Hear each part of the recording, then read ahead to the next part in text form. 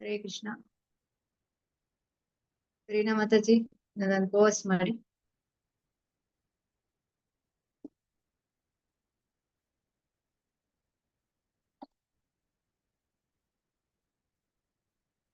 ಹರೇ ಕೃಷ್ಣ ಎಲ್ಲ ಭಕ್ತರಿಗೆ.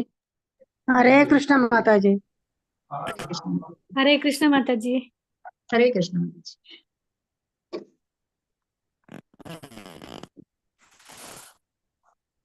ಓಂ ಅಜ್ಞಾನತಿಮಿರಾಂಧಸ್ಯ ಜ್ಞಾನಾಂಜನಶಲಾಕಯಾ ಚಕ್ಷುರುನ್ಮಿಲಿತಂ ಯೇನ ತಸ್ಮೈ ಶ್ರೀ ಗುರವೇ ನಮಃ. ಶ್ರೀ ಚೈತನ್ಯ ಮನೋಭೀಷ್ಟಂ ಸ್ಥಾಪಿತಂ ಯೇನ ಭೂತಲೆ ಸ್ವಯಂ ರೂಪ ಗದಾ ಮಹ್ಯಂ ದದಾತಿ ಸ್ವಪದಾಂತಿಕಂ. ವಂದೇಹಂ ಶ್ರೀಗುರು ಶ್ರೀಯುತಪದಕಮಲಂ ಶ್ರೀಗುರುನ್ ವೈಷ್ಣವಾಂಶ್ಚ ಶ್ರೀರೂಪಂ ಸಾಗ್ರಜಾತಂ ಸಗಣ ರಘುನಾಥಾನ್ವಿತಂ तं ಸಾಜೀವಂ ಸಾದ್ವೈತಂ ಸಾವಧೂತಂ ಪರಿಜನ ಸಹಿತಂ ಕೃಷ್ಣ ಚೈತನ್ಯ ದೇವಂ ಶ್ರೀ ರಾಧಾ ಕೃಷ್ಣ ಪಾದಾನ್ ಸಗಣ ಲಲಿತಾ ಶ್ರೀ ವಿಶಾಖಾನ್ವಿತಾಂಶ್ಚ. ಹೇ ಕೃಷ್ಣ ಕರುಣಾ ಸಿಂಧು ದೀನಬಂಧು ಜಗತ್ಪತೆ ಗೋಪೇಶ ಗೋಪಿಕಾ ಕಾಂತ ರಾಧಾ ಕಾಂತ ನಮಸ್ತುತೆ. ತಪ್ತ ಕಾಂಚನ ಗೌರಾಂಗಿ ರಾಧೆ ವೃಂದಾವನೇಶ್ವರಿ ವೃಷಭಾನುಸುತೆ ದೇವಿ ಪ್ರಣಮಾಮಿ ಹರಿಪ್ರಿಯೆ. ವಾಂಛಾಕಲ್ಪತರುಭ್ಯಶ್ಚ ಕೃಪಾ ಸಿಂಧುಭ್ಯ ಏವ ಚ ಪತಿತನಾಂ ಪಾವನೇಭ್ಯೋ ವೈಷ್ಣವೇಭ್ಯೋ ನಮೋ ನಮಃ. ನಮಃ ಓಂ ವಿಷ್ಣುಪಾದಾಯ ಕೃಷ್ಣಪ್ರೇಷ್ಠಾಯ ಭೂತಲೆ ಶ್ರೀಮತೆ ಭಕ್ತಿವೇದಾಂತ ಸ್ವಾಮಿನಿತಿ ನಾಮಿನೇ. ನಮಸ್ತೆ ಸಾರಸ್ವತೆ ದೇವಿ ಗೌರವಾಣಿ ಪ್ರಚಾರಿಣೆ ನಿರ್ವಿಶೇಷ ಶೂನ್ಯವಾದಿ ಪಾಶ್ಚಾತ್ಯ ದೇಶತಾರಿಣೆ. ಜಯ ಶ್ರೀ ಕೃಷ್ಣ ಚೈತನ್ಯ ಪ್ರಭು ನಿತ್ಯಾನಂದ ಶ್ರೀ ಅದ್ವೈತ ಗದಾಧರ ಶ್ರೀವಾಸಾದಿ ಗೌರಭಕ್ತವೃಂದ. ಹರೇ ಕೃಷ್ಣ ಕೃಷ್ಣ ಕೃಷ್ಣ ಹರೇ ಹರೇ ಹರೇ ರಾಮ ರಾಮ ರಾಮ ಹರೇ ಹರೇ. ಹರೇ ಕೃಷ್ಣ ಕೃಷ್ಣ ಕೃಷ್ಣ ಹರೇ ಹರೇ ಹರೇ ರಾಮ ರಾಮ ರಾಮ ಹರೇ ಹರೇ. ಹರೇ ಕೃಷ್ಣ ಕೃಷ್ಣ ಕೃಷ್ಣ ಹರೇ ಹರೇ ಹರೇ ರಾಮ ರಾಮ ರಾಮ ಹರೇ ಹರೇ. ಶ್ರೀ ಶ್ರೀ ರಾಧಾ ಗೋವಿಂದ ಕಿ ಜೈ. ಶ್ರೀ ಶ್ರೀ ಗೌರನಿತಾಯಿ ಕಿ ಜೈ. ಶ್ರೀಲ ಪ್ರಭುಪಾದ ಕಿ ಜೈ. ಗುರು ಮಹಾರಾಜರಿಗೆ, ಶಿಷ್ಯಗಳಿಗೆ, ಮಾರ್ಗದರ್ಶಕ ಗುರುಗಳಿಗೆ ಪ್ರಣಾಮಗಳನ್ನು ಸಲ್ಲಿಸುತ್ತಾ ಇವತ್ತಿನ ತರಗತಿಯನ್ನು ಪ್ರಾರಂಭ ಮಾಡ್ತಾ ಇದ್ದೇವೆ. ಹರೇ ಕೃಷ್ಣ ನೋಡಿ. ಹರೇ ಕೃಷ್ಣ ಮಾತಾಜಿ. ಹರೇ ಕೃಷ್ಣ ಮಾತಾಜಿ. ಹರೇ ಕೃಷ್ಣ. ಹರೇ ಕೃಷ್ಣ. ಹರೇ ಕೃಷ್ಣ ಮಾತಾಜಿ. ಹರೇ ಕೃಷ್ಣ. ಹರೇ ಕೃಷ್ಣ ಮಾತಾಜಿ.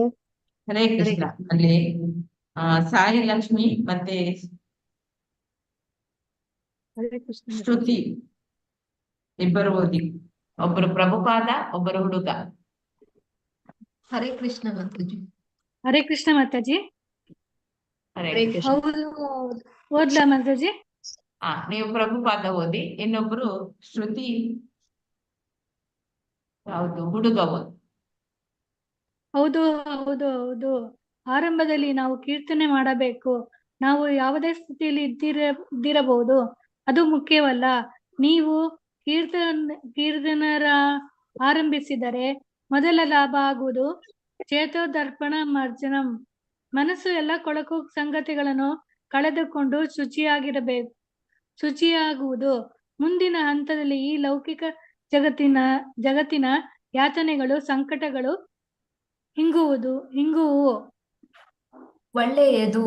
ಲೌಕಿಕ ಜಗತ್ತು ಏನು ಎನ್ನುವುದು ನನಗೆ ಸರಿಯಾಗಿ ಅರ್ಥವಾಗುತ್ತಿಲ್ಲ. ಏಕೆಂದರೆ ಲೌಕಿಕ ಜಗತ್ತು ಯಾತನೆಗಳಿಂದ, ಸಂಕಟಗಳಿಂದ ತುಂಬಿರುವುದು. ನಿನಗೆ ಅದು ಅರ್ಥವಾಗುವುದಿಲ್ಲವೇ? ನೀನು ಸಂತುಷ್ಟನಾಗಿರುವೆಯಾ? ಕೆಲವೊಮ್ಮೆ ನಾನು ಸಂತುಷ್ಟನಾಗುತ್ತೇನೆ, ಕೆಲವೊಮ್ಮೆ ಇಲ್ಲ. ನೀನು ಸಂತುಷ್ಟನಾಗಿಲ್ಲ. ಆ ಕೆಲವೊಮ್ಮೆ ನಿನ್ನ ಕಲ್ಪನೆಯಾಗಿದೆ. ಹೇಗೆಂದರೆ ರೋಗಿಯಾದವನು ಹೇಳುತ್ತಾನಲ್ಲ, ಓ ಹೌದು, ನಾನು ಚೆನ್ನಾಗಿದ್ದೇನೆ. ಏನು ಅದು ಚೆನ್ನಾಗಿ? ಅವನು ಸಾಯಲಿದ್ದಾನೆ. ಹಾಗೆ ಅವನು ಚೆನ್ನಾಗಿ ಇದ್ದಾನೆ. ನಾನು ಯಾವುದೇ ಅಂತಿಮ ಸಂತುಷ್ಟಿಯನ್ನು ಪ್ರತಿಪಾದಿಸುವುದಿಲ್ಲ. ಇಲ್ಲ, ಸಂತುಷ್ಟಿ ಎನ್ನುವುದು ಏನೆಂದು ನಿನಗೆ ಗೊತ್ತಿಲ್ಲ. ಆದರೆ ಇದು ಹೆಚ್ಚು ಅಥವಾ ಕಡಿಮೆ ಪ್ರಮಾಣದಲ್ಲಿರುತ್ತದೆ. ಹೌದು, ಸಂತುಷ್ಟಿ ಏನೆಂಬುದು ನಿನಗೆ ಗೊತ್ತಿಲ್ಲ. ಓದ್ಲಾ ಮಾತಾಜಿ ಮುಂದೆ? ಒಬ್ಬ ಹಿರಿಯ ವಯಸ್ಸಿನ ಓದ್ಲಾ ಮಾತಾಜಿ? ಓದಿ. ಒಬ್ಬ ಹಿರಿಯ ವಯಸ್ಸಿನ ವ್ಯಕ್ತಿ ತೋಳುಗಳನ್ನು ಕಟ್ಟಿಕೊಂಡು ದೇವಸ್ಥಾನದ ಹಿಂಬದಿಗೆ ಹತ್ತಿರದಲ್ಲಿ ನಿಂತುಕೊಂಡಿದ್ದ. ಅವನು ಹೇಳಿದ, ನಿಜ, ಆ ದುಃಖ ಅಥವಾ ಯಾತನೆಯು ಸಂತುಷ್ಟಿ ಎಂದು ತೋರುವುದರ ನಡುವೆ ಸಾಗುವ ಯಾತನೆಯನ್ನುಂಟು ಮಾಡಲು ಮಸಾಲೆಯನ್ನು ಸೇರಿಸಬಹುದಲ್ಲ? ಇಲ್ಲ, ನಿಜ ಏನೆಂದರೆ ನಾನಾ ತರಹದ ಸಂಕಟಗಳಿವೆ. ಅದು ನಮಗೆಲ್ಲ ಗೊತ್ತು. ಇದಕ್ಕೆ ಕೇವಲ ನಮ್ಮ ಅಜ್ಞಾನ ಕಾರಣ. ಅದನ್ನು ನಾವು ಲೆಕ್ಕಿಸುವುದಿಲ್ಲ. ನಾವೆಲ್ಲ ಸುದೀರ್ಘ ಕಾಲದಿಂದ ಯಾತನೆಗೊಳಗಾದ ವ್ಯಕ್ತಿಯ ಹಾಗೆ. ನೈಜ ಸಂತುಷ್ಟಿ ಏನೆಂಬುದನ್ನು ಆತ ಮರೆತು ಬಿಟ್ಟಿರುತ್ತಾನೆ. ಅಂತೆಯೇ ಯಾತನೆಗಳು ಆಗಲೇ ಅಲ್ಲಿವೆ. ಉದಾಹರಣೆಗೆ, ತನ್ನ ಗೆಳತಿಯರೊಂದಿಗಿದ್ದ ತರುಣನತ್ತ ಗಮನ ಸೆಳೆಯುತ್ತಾ, ಈ ನಿರ್ದೇಶನವನ್ನೇ ನೋಡಿ, ನೀನೊಬ್ಬ ತರುಣ, ಈಗ ನೀನು ಮುದುಕನಾಗಲು ಬಯಸುತ್ತೀಯಾ? ಕಾಲ ಪರಿಣಾಮದಲ್ಲಿ ನಾನು ಮುದುಕನಾಗುತ್ತೇನೆ. ನೀನು ಆಗುತ್ತೇನೆ ಎಂಬ ಮಾತಿಗೆ ನಾನು ಮುದುಕನಾಗಲೇಬೇಕು. ಈ ಒತ್ತಡ ನನ್ನ ಮೇಲಿದೆ ಅಂತ ಅರ್ಥ. ಆದರೆ ನೀನು ಮುದುಕನಾಗಲು ಬಯಸುವುದಿಲ್ಲ ಅಲ್ಲವೇ? ಮುದುಕನಾಗಲಿರುವ ಒತ್ತಡಕ್ಕೆ ನಾನು ಒಳಗಾಗಿಲ್ಲ. ಹೌದು ಹೌದು, ಒತ್ತಡವಿದೆ. ನಿನ್ನ ಮೇಲೆ ಆ ಒತ್ತಡವಿದೆ. ಏಕೆ ಎನ್ನುವುದು ನನಗೆ ಗೊತ್ತಾಗುತ್ತಿಲ್ಲ. ನೀನು ಮುದುಕನಾಗಲು ಬಯಸದಿದ್ದರೆ ನಿನಗೆ ಮುದುಕನಾಗಲೇಬೇಕಾದ ಒತ್ತಡ ಇದ್ದೇ ಇರುತ್ತದೆ. ಇದು ನಿಯಮಗಳಲ್ಲಿ ಒಂದಾಗಿದೆ. ಆ ನಿಯಮವೇ ಸಂಕಟಮಯ. ಇದು ನನಗೆ ಸಂಕಟವೆಂದು ತೋರುವುದಿಲ್ಲ. ಏಕೆಂದರೆ ನೀನು ತರುಣ. ಆದರೆ ಮುದುಕನು ಹೇಗೆ ಸಂಕಟಕ್ಕೊಳಗಾಗುತ್ತಾನೆ ಎಂದು ಯಾವುದೇ ಮುದುಕನನ್ನು ಕೇಳು. ಗೊತ್ತೇ ನಿನಗೆ? ಒಬ್ಬ ರೋಗಿ, ನೀನು ರೋಗಿಯಾಗಲು ಇಚ್ಛಿಸುವೆಯಾ? ನಾನು ಅದನ್ನು ಹುಡುಕಿಕೊಂಡು ಹೋಗಲಾರೆ. ಇಲ್ಲ ಇಲ್ಲ, ನನಗೆ ನೇರ ಉತ್ತರ ಕೊಡು. ನೀನು ರೋಗಿಯಾಗಲು ಬಯಸುವೆಯಾ? ರೋಗ ಎಂದರೇನು? ಉತ್ತರವನ್ನಷ್ಟೇ ಕೊಡು. ರೋಗ ಎಂದರೇನು? ಓಹೋ, ನೀನು ಎಂದೂ ಯಾವುದೇ ರೋಗದಿಂದ ಯಾತನೆ ಪಟ್ಟಿಲ್ಲವೇ? ನೀನು ಎಂದೂ ಯಾವ ರೋಗದಿಂದಲೂ ಯಾತನೆ ಪಟ್ಟಿಲ್ಲವೇ? ಪ್ರಭುಪಾದರು ನಾಟಕೀಯವಾಗಿ ನಂಬದವರಂತೆ ತೋರುತ್ತಾರೆ. ಇತ್ತು ನನಗೆ ಕಪಾಳಬಾವು, ದಡಾರ ಹಾಗೂ ಬೊಬ್ಬೆ ಇಡುವ ಕೆಮ್ಮು ನನಗೆ ಬಂದಿತು. ಅದು ಪ್ರತಿಯೊಬ್ಬರಿಗೂ ಬರುತ್ತದೆ. ನೀವು ಅದನ್ನು ಗುಣಪಡಿಸಿಕೊಳ್ಳಬಹುದು. ಶ್ರೋತೃಗಳಲ್ಲಿ ಕೆಲವರು ನಗುವರು. ಪ್ರತಿಯೊಬ್ಬರೂ ಯಾತನೆಗೊಳಗಾಗಿರಬಹುದು, ಆದರೆ ಅದು ಯಾತನೆಯೇ ಅಲ್ಲ ಎಂದು ಅರ್ಥವಲ್ಲ. ನಾವು ಸದಾ ಯಾತನೆಯಲ್ಲಿ ಇದ್ದೇವೆ ಎನ್ನುವುದನ್ನು ನಾವು ಒಪ್ಪಿಕೊಳ್ಳಬೇಕು. ನನಗೆ ಸಂತುಷ್ಟಿ ಎಂದೂ ಗೊತ್ತಿರದಿದ್ದರೆ ನನಗೆ ಯಾತನೆಯೂ ಗೊತ್ತಿಲ್ಲ ಎಂದು ಖಂಡಿತವಾಗಿ ಭಾವಿಸುತ್ತೇನೆ. ಅದಕ್ಕೆ ಕಾರಣ ನಿಮ್ಮ ಅಜ್ಞಾನ. ನಾವು ಯಾತನೆಗೊಳಗಾಗಿದ್ದೇವೆ. ನಾವು ಸಾಯಲು ಬಯಸುವುದಿಲ್ಲ, ಆದರೆ ಸಾವು ಇದ್ದೇ ಇದೆ. ನಾವು ರೋಗಿಗಳಾಗಲು ಬಯಸುವುದಿಲ್ಲ, ಆದರೆ ರೋಗ ಇದ್ದೇ ಇದೆ. ನಾವು ಮುದುಕರಾಗಲು ಬಯಸುವುದಿಲ್ಲ, ಆದರೆ ಮುಪ್ಪು ಇದ್ದೇ ಇದೆ. ನಾವು ಅನೇಕ ಸಂಗತಿಗಳನ್ನು ಬಯಸುವುದಿಲ್ಲ, ಆದರೆ ನಮ್ಮ ಮೇಲೆ ಅವುಗಳ ಒತ್ತಡ ಇದೆ. ಇವು ಯಾತನೆಗಳೆಂದು ಯಾವುದೇ ವಿವೇಕಿ ಒಪ್ಪಿಕೊಳ್ಳುತ್ತಾನೆ. ಆದರೆ ಈ ಯಾತನೆಗಳನ್ನು ಸ್ವೀಕರಿಸಲು ಒಗ್ಗಿಕೊಂಡರೆ ಆಗ ಎಲ್ಲ ಚೆನ್ನಾಗಿ ಇದೆ ಎಂದು ನೀವು ಹೇಳುವಿರಿ. ಆದರೆ ಯಾವುದೇ ವಿವೇಕಿ ರೋಗಿಯಾಗಲು ಬಯಸುವುದಿಲ್ಲ, ಆತ ಮುದುಕನಾಗಲು ಬಯಸುವುದಿಲ್ಲ. ನೀವು ಏಕೆ ಶಾಂತಿ ಆಂದೋಲನವನ್ನು ನಡೆಸುತ್ತೀರಾ? ಏಕೆಂದರೆ ಯುದ್ಧವಿದ್ದರೆ ಅಲ್ಲಿ ಸಾವು ಇರುತ್ತದೆ. ಹಾಗಾಗಿ ಜನರು ಭಯಭೀತರಾಗಿದ್ದಾರೆ. ಅವರು ಚಳುವಳಿ ಮಾಡುತ್ತಿದ್ದಾರೆ. ಯುದ್ಧ ಇರಲೇಬೇಕು. ಆ ಸಾವು ಇರಲೇಬಾರದು. ಮಾತಾಜಿ, ಯುದ್ಧ ಇರಲೇಬಾರದು. ಯುದ್ಧ ಇರಲೇಬಾರದು. ಆ ಸಾವು ತುಂಬಾ ಆನಂದದಾಯಕ ಸಂಗತಿ ಎಂದು ನೀನು ಭಾವಿಸುವೆ ಏನು? ನಾನು ಎಂದೂ ಅನುಭವಿಸಿಲ್ಲ. ನೀನು ಅನುಭವಿಸಿದ್ದೀಯಾ? ಹಾಗೆ ಮರೆತು ಬಿಟ್ಟಿರುವೆ. ಅನೇಕ ಬಾರಿ ನೀನು ಸತ್ತಿರುವೆ. ನೀನು ಅನುಭವಿಸುತ್ತಿದ್ದೀಯೇ, ಆದರೆ ಮರೆತು ಬಿಟ್ಟಿರುವೆ. ಮರವು ನೆಪ ಅಲ್ಲ, ಮಗು ಯಾವುದೋ ಯಾತನೆ. ಮರವು ನೆಪ ಅಲ್ಲ, ಮಗು ಯಾವುದೋ ಯಾತನೆಯನ್ನು ಮರೆತಿದೆ ಎಂದುಕೋ, ಅದು ಯಾತನೆ ಪಟ್ಟಿಲ್ಲ ಎಂದು ಅದರ ಅರ್ಥವಲ್ಲ. ಇಲ್ಲ, ನಾನು ಒಪ್ಪುತ್ತೇನೆ. ಹೌದು, ಹಾಗಾಗಿಯೇ ಯಾತನೆ ಇದ್ದೇ ಇದೆ. ನೀನು ಸಾಕ್ಷಾತ್ಕೃತ ಆತ್ಮರಿಂದ, ಪ್ರಮಾಣಜ್ಞರಿಂದ ನಿರ್ದೇಶನವನ್ನು ಪಡೆಯಬೇಕು. ಭಗವದ್ಗೀತೆಯಲ್ಲಿ ಹೇಳದಂತೆ ಇದು ದುಃಖಾಲಯಂ ಅಶ್ವಾಶ್ವತಂ. ಈ ಜಗತ್ತು ಸಂಕಟಗಳಿಂದ ತುಂಬಿ ಹೋಗಿದೆ. ಹಾಗಾಗಿ ಪ್ರತಿಯೊಬ್ಬರು ಇದನ್ನು ಅರ್ಥ ಮಾಡಿಕೊಳ್ಳಬೇಕು. ಈ ತಾಣ ಸಂಕಟಮಯವೆಂದು ನಾವು ಅರ್ಥ ಮಾಡಿಕೊಳ್ಳದ ಹೊರತು ಅದರಿಂದ ಹೊರಗೆ ಬರುವುದು ಹೇಗೆ ಎನ್ನುವ ಪ್ರಶ್ನೆಯೇ ಇಲ್ಲ. ಈ ತಿಳುವಳಿಕೆಯನ್ನು ಬೆಳೆಸಿಕೊಳ್ಳುವ ವ್ಯಕ್ತಿಯು ಪೂರ್ಣವಾಗಿ ಬೆಳವಣಿಗೆ ಹೊಂದಿದವನಲ್ಲ. ಪ್ರಾಣಿಗಳು ಹೇಗೋ ಹಾಗೆ ಸಂಕಟ ಏನೆಂಬುದು ಅದಕ್ಕೆ ಅರ್ಥವಾಗುವುದಿಲ್ಲ. ಅವು ತೃಪ್ತವಾಗಿವೆ. ಅವರು ಅಂತಿಮವಾಗಿ ತಮ್ಮ ಮಾಳಿಗೆ ಮನೆಗೆ ಮರಳಿದಾಗ ತುಂಬಾ ತಡವಾಗಿತ್ತು. ಹುಡುಗರಲ್ಲೊಬ್ಬ ಅವರಿಗೆ ಒಂದು ಲೋಟ ಬಿಸಿ ಹಾಲನ್ನು ತಂದುಕೊಟ್ಟನು. ಅವನು ಉದ್ಯಾನದಲ್ಲಿ ಪ್ರತಿ ವಾರವೂ ಸಂಕೀರ್ತನ ಮಾಡಲೇಬೇಕೆಂದು ಯಾರೋ ಒಬ್ಬ ಸಲಹೆ ನೀಡಿದನು. ಸ್ವಾಮೀಜಿ ಪ್ರತಿದಿನ ಎಂದರು. ಅರ್ಧ ಡಜನ್ ಜನ ಅಲ್ಲಿ ಇರುವಾಗಲೇ ಸ್ವಾಮೀಜಿ ತಮ್ಮ ತೆಳು ಚಾಪೆಯ ಮೇಲೆ ಮಲಗಿ ಕೆಲವು ನಿಮಿಷ ಮಾತು ಮುಂದುವರಿಸಿದರು. ಆ ಬಳಿಕ ಅವರ ಧ್ವನಿ ಎಳೆಯತೊಡಗಿತು. ಅವರು ತುಣುಕು ಮಾತುಗಳಲ್ಲಿ ಉಪದೇಶಿಸತೊಡಗಿದರು. ಅವರಿಗೆ ತೂಕಡಿಗೆ ಬಂದಂತೆ ತೋರಿತು. ಆಗ 10 ಗಂಟೆಯಾಗಿತ್ತು. ಜನರು ಮೆಲ್ಲನೆ ಬಾಗಿಲನ್ನು ಮುಚ್ಚಿ ತುದಿಗಾಲಲ್ಲಿ ಹೊರಬಂದರು. ಹರೇ ಕೃಷ್ಣ ಮಾತಾಜಿ, ಧನ್ಯವಾದಗಳು. ಇಬ್ಬರು ಕೂಡ ಚೆನ್ನಾಗಿ ಓದಿದ್ರಿ. ಧನ್ಯವಾದಗಳು. ಹರೇ ಕೃಷ್ಣ. ಶಿಲ ಪ್ರಭುಪಾದ್ ಕಿ ಹರೇ ಜೈ. ಕೃಷ್ಣ ಮಾತಾಜಿ. ಹರೇ ಕೃಷ್ಣ. ಈಗ ಆ ಒಂದು ನೀಲಕೇಶಿ ಕನ್ಯೆಯ ಜೊತೆಗಿದ್ದ ಹುಡುಗನೊಬ್ಬ ಅಸಮಂಜಸವಾಗಿ ಮಾತನಾಡಕ್ ತೊಡಗ್ತಾನೆ ಪ್ರಭುಪಾದರ ಬಳಿ. ಹೇಗೆ ಮೊದಲಿಗೆ ಅವನು ಹೇಳುವಂಥದ್ದು, ಇಲ್ಲಿ ಪ್ರಭುಪಾದರು ಹೇಳ್ತಾರೆ, ಈ ಸಂಕೀರ್ತನ ಮಾಡೋದ್ರಿಂದ ಮನಸ್ಸನ್ನು ಶುಚಿಗೊಳಿಸಬಹುದು ಅಂತ ಹೇಳಿ ಪ್ರಭುಪಾದರು ಹೇಳ್ತಾರೆ.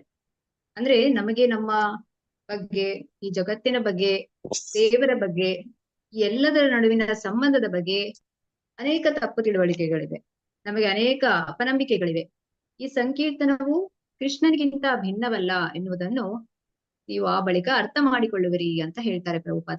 ಅದಕ್ಕೆ ಹುಡುಗ ಹೇಳುವಂಥದ್ದು ಒಂದು ಅಸಮಂಜಸವಾಗಿ ಮಾತನಾಡ್ತಾನೆ. ಆಗ ಪ್ರಭುಪಾದ ಹೇಳ್ತಾರೆ, ಆರಂಭದಲ್ಲಿ ನಾವು ಕೀರ್ತನ ಮಾಡ್ಬೇಕು. ನಾವು ಯಾವುದೇ ಸ್ಥಿತಿಯಲ್ಲಿ ಇದ್ದಿರ್ಬೋದು. ಈಗ ನಾವು ಈ ಹರೇ ಕೃಷ್ಣ ಜಪವನ್ನು ಮಾಡುವುದು ಪ್ರತಿದಿನ ಕಡ್ಡಾಯವಾಗಿ 16 ಸತಿ ಮಾಡ್ಬೇಕು ಅಂತ ನಮಗೆ ಆಚಾರ್ಯರು ಹೇಳಿದ್ದಾರೆ. ಅದನ್ನು ಮಾಡ್ಲೇಬೇಕು. ನಾವು ಕಟ್ಟುನಿಟ್ಟಾಗಿ ಅದನ್ನ ಪಾಲಿಸ್ಕೊಂಡ್ ಬಂದ್ರೆ ನಮಗೆ ಅದು ಏನಾಗ್ತದೆ, ಒಂದು ಅಭ್ಯಾಸ ಆಗ್ತದೆ ಕೀರ್ತನವನ್ನು ಮಾಡುವಂಥದ್ದು. ಇದು ಮಾಡೋದ್ರಿಂದ ಏನಾಗ್ತದೆ ಅಂತ ಹೇಳಿದ್ರೆ, ಚೈತನ್ಯ ಮಹಾಪ್ರಭುಗಳು ಶಿಕ್ಷಾಷ್ಟಕದಲ್ಲಿ ಹೇಳ್ತಾರೆ, ಚೇತೋ ದರ್ಪಣ ಮಾರ್ಜನಂ ಭವ ಮಹಾ ದಾವಾಗ್ನಿ ನಿರ್ವಾಪಣಂ. ಅಂದ್ರೆ ನಮ್ಮ ಮನಸ್ಸನ್ನು ಶುಚಿಗೊಳಿಸ್ತದೆ. ಇದು ನಮ್ಗೆ ಈ ಭವ ಸಾಗರದಿಂದ ಹೊರಗೆ ಬರ್ಲಿಕ್ಕೆ ಅದು ಸಹಾಯ ಮಾಡ್ತದೆ. ಅಂದ್ರೆ ಈ ಸಂಸಾರ ಬಂಧನದಿಂದ, ಅಂದ್ರೆ ಈ ಜನ್ಮ ಮೃತ್ಯು ಜರ ವ್ಯಾಧಿ ಇದರಿಂದ ಬಿಡುಗಡೆ ಬೇಕೇ ಬೇಕು. ಯಾಕಂತ ಹೇಳಿದ್ರೆ ಯಾರಿಗೂ ಕೂಡ ವೃದ್ಧರಾಗ್ಲಿಕ್ಕೆ ಇಷ್ಟ ಇಲ್ಲ, ರೋಗ ಬರೋದು ಇಷ್ಟ ಇಲ್ಲ, ಮತ್ತೆ ಸಾವು ಬರೋದು ಇಷ್ಟ ಇಲ್ಲ, ಮತ್ತೆ ಪುನಃ ಹುಟ್ಟುವುದು ಇದ್ಯಾವುದು ಇಷ್ಟ ಇಲ್ಲ. ಹೀಗೆ ನಿರಂತರವಾಗಿ ಹೋಗ್ತಾ ಇರ್ಲಿ ಅಂತ ಬಯಸುವಂಥದ್ದು ಎಲ್ಲರೂ ಕೂಡ. ಇದರಿಂದ ನಾವು ಪಾರಾಗ್ಬೇಕಂತ ಹೇಳಿದ್ರೆ ನಾವು ಹರೇ ಕೃಷ್ಣ ಸಂಕೀರ್ತನವನ್ನು ಮಾಡ್ಬೇಕು. ಆಗ ಹುಡುಗ ಏನು ಮಾಡಿದ್ರು ಕೂಡ ಒಪ್ಪಿಕೊಳ್ಳೋದಿಲ್ಲ. ಅವನದೇ ಆದ ಒಂದು ತರ್ಕದಲ್ಲಿ ಅವನು ಪ್ರಭುಪಾದರಿಗೆ ಪ್ರಶ್ನೆಗಳನ್ನು ಕೇಳ್ತಾ ಹೋಗ್ತಾನೆ. ಏನ್ ಹೇಳ್ತಾನೆ ಅವನು, ಮೊದಲಿಗೆ ಲೌಕಿಕ ಜಗತ್ತು ಏನು ಎನ್ನುವುದು ನನಗೆ ಸರಿಯಾಗಿ ಅರ್ಥವಾಗ್ತಿಲ್ಲ ಅಂತ. ಆಗ ಪ್ರಭುಪಾದ ಹೇಳ್ತಾರೆ, ಈ ಜಗತ್ತು ಹೇಳುವಂಥದ್ದು ಇದು ದುಃಖಗಳಿಂದ ಕೂಡಿದೆ, ಸಂಕಟಗಳಿಂದ ಕೂಡಿದೆ, ನಿನಗೆ ಅರ್ಥ ಆಗ್ತಾ ಇಲ್ಲ. ಅಂದ್ರೆ ಈಗ ಸಂತೋಷವಾಗಿರುವುದನ್ನ ಹೇಗೆ ನಾವು ತಿಳಿತೇವೆ ಅಂತ ಹೇಳಿದ್ರೆ, ದುಃಖ ಇಲ್ಲದೆ ಇರುವುದನ್ನು ಸಂತೋಷವಾಗಿದ್ದೇವೆ ಎಂದು ಭಾವಿಸ್ತೇವೆ. ಆದ್ರೆ ಆ ಸಂತೋಷದ ಬೆನ್ನಿನಲ್ಲಿ ದುಃಖ ಇದ್ದೇ ಇರ್ತದೆ, ಕಟ್ಟಿಟ್ಟ ಬುತ್ತಿ ಅಂತ ಹೇಳಲಾಗ್ತದೆ. ಹಾಗೆ ಇಲ್ಲಿ ಅವ್ರು ಹೇಳ್ತಾರೆ, ಹೇಗೆ ಈಗ ವೈದ್ಯರ ಬಳಿಗೆ ಹೋದಾಗ ವೈದ್ಯರ ಬಳಿಗೆ ಹೋಗುವುದು ಯಾಕೆ? ನಮಗೆ ರೋಗ ಇರೋ ಕಾರಣ ವೈದ್ಯರ ಬಳಿಗೆ ಹೋಗ್ತೇವೆ. ಆದ್ರೆ ಯಾರಾದ್ರೂ ಆ ರೋಗಿಯನ್ನು ನೋಡ್ಲಿಕ್ಕೆ ಬಂದಾಗ ನೀವು ಹೇಗಿದ್ದೀರಿ ಅಂದಾಗ ನಾವು ಚೆನ್ನಾಗಿದ್ದೇವೆ ಅಂತ. ಸೊ ಚೆನ್ನಾಗಿರೋದು ಅಂತ ಹೇಳಿದ್ರೇನು, ಅದನ್ನ ಇಲ್ಲಿ ವಿವರಿಸ್ತಾ ಇದ್ದಾರೆ ಪ್ರಭುಪಾದ. ಅಂದ್ರೆ ನಾನು ಸಾಯಲಿದ್ದೇನೆ, ಹಾಗೆ ಅವನು ಚೆನ್ನಾಗಿದ್ದಾನೆ ಅಂತೇಳಿ. ಅದಕ್ಕೆ ಇಲ್ಲಿ ಮತ್ತೆ ಅವನು ಹುಡುಗ ಕೇಳ್ತಾನೆ, ಇಲ್ಲ ನನಗೆ ಈ ಒಂದು ಅಂತಿಮ ಸಂತುಷ್ಟಿ ಏನಂತ ತಿಳಿತಾ ಇಲ್ಲ ಅಂತೇಳಿ. ಅದನ್ನ ಇಲ್ಲಿ ವಿವರಿಸ್ತಾರೆ. ನಿನಗೆ ನೈಜ ಸಂತುಷ್ಟಿ ಏನೆಂಬುದು ಮರೆತು ಬಿಡ್ತಾರೆ ಈ ಬದ್ಧ ಜೀವಿಗಳು. ನಿಜವಾದ ಸಂತೋಷ ಅಂತ ಹೇಳಿದ್ರೆ ಏನು, ಇದನ್ನ ಇಲ್ಲಿ ಉದಾಹರಣೆಗೆ ಕೊಡ್ತಾರೆ. ಹೇಗೆ ತನ್ನ ಗೆಳತಿಯೊಂದಿಗಿದ್ದ ತರುಣನತ್ತ ಗಮನ ಸೆಳೆಯುತ್ತ.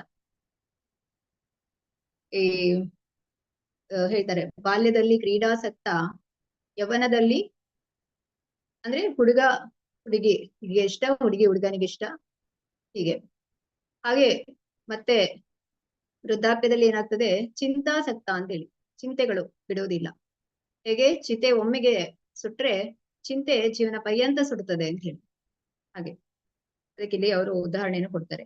ಇದರಲ್ಲಿ ನಮ್ಮ ಈ ಭೌತಿಕವಾದ ಲೋಕದಲ್ಲಿ, ಈ ಜಗತ್ತಲ್ಲಿ ನಮಗೆ ಸಂತೋಷ ಇಲ್ಲ. ಯಾಕಂದ್ರೆ ಇದನ್ನ ಭಗವದ್ಗೀತೆಯಲ್ಲಿ ಹೇಳಿದಾನೆ ಕೃಷ್ಣ, ದುಃಖಾಲಯಂ ಅಶಾಶ್ವತಂ ಅಂತೇಳಿ.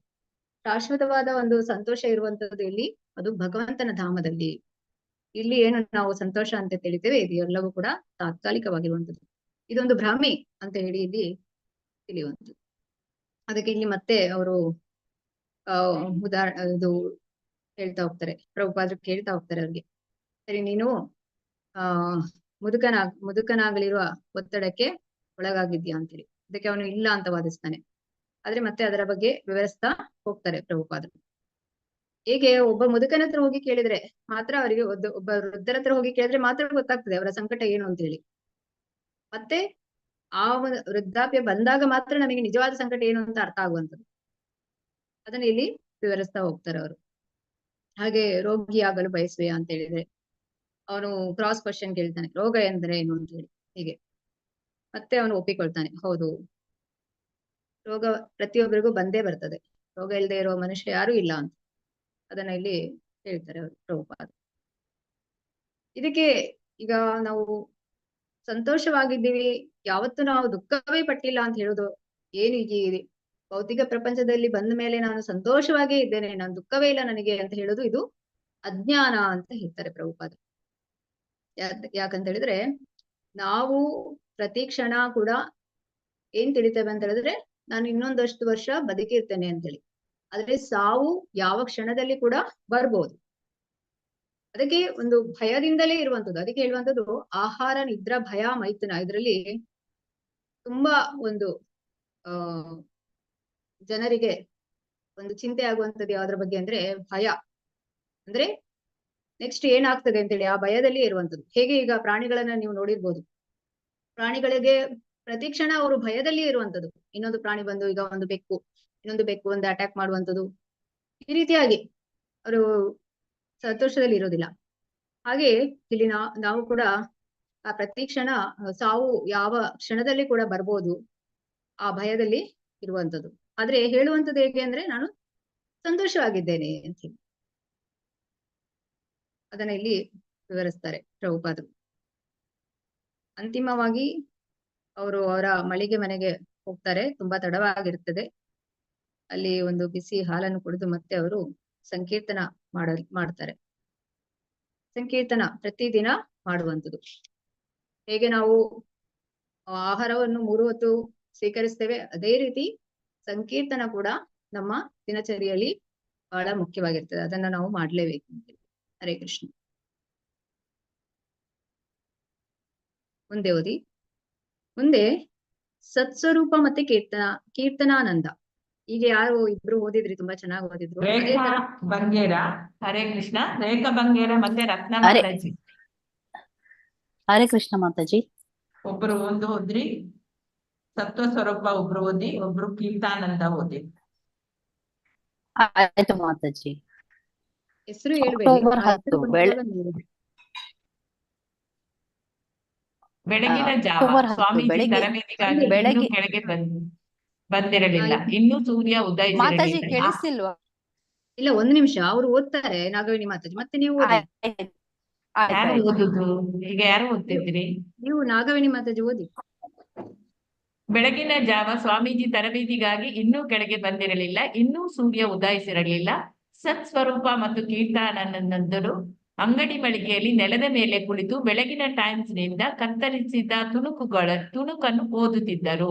ಈಗ ಒಬ್ರು ಸತ್ಸ್ವರೂಪ ಮತ್ತೊಬ್ರು ಕೀರ್ತಾನಂದ ಓದಿ. ಆಯ್ತು ಮಾತಾಜಿ. ಸ್ವಾಮಿಯವರನ್ನು ಇದನ್ನು ನೋಡಿದ್ದಾರೆಯೇ?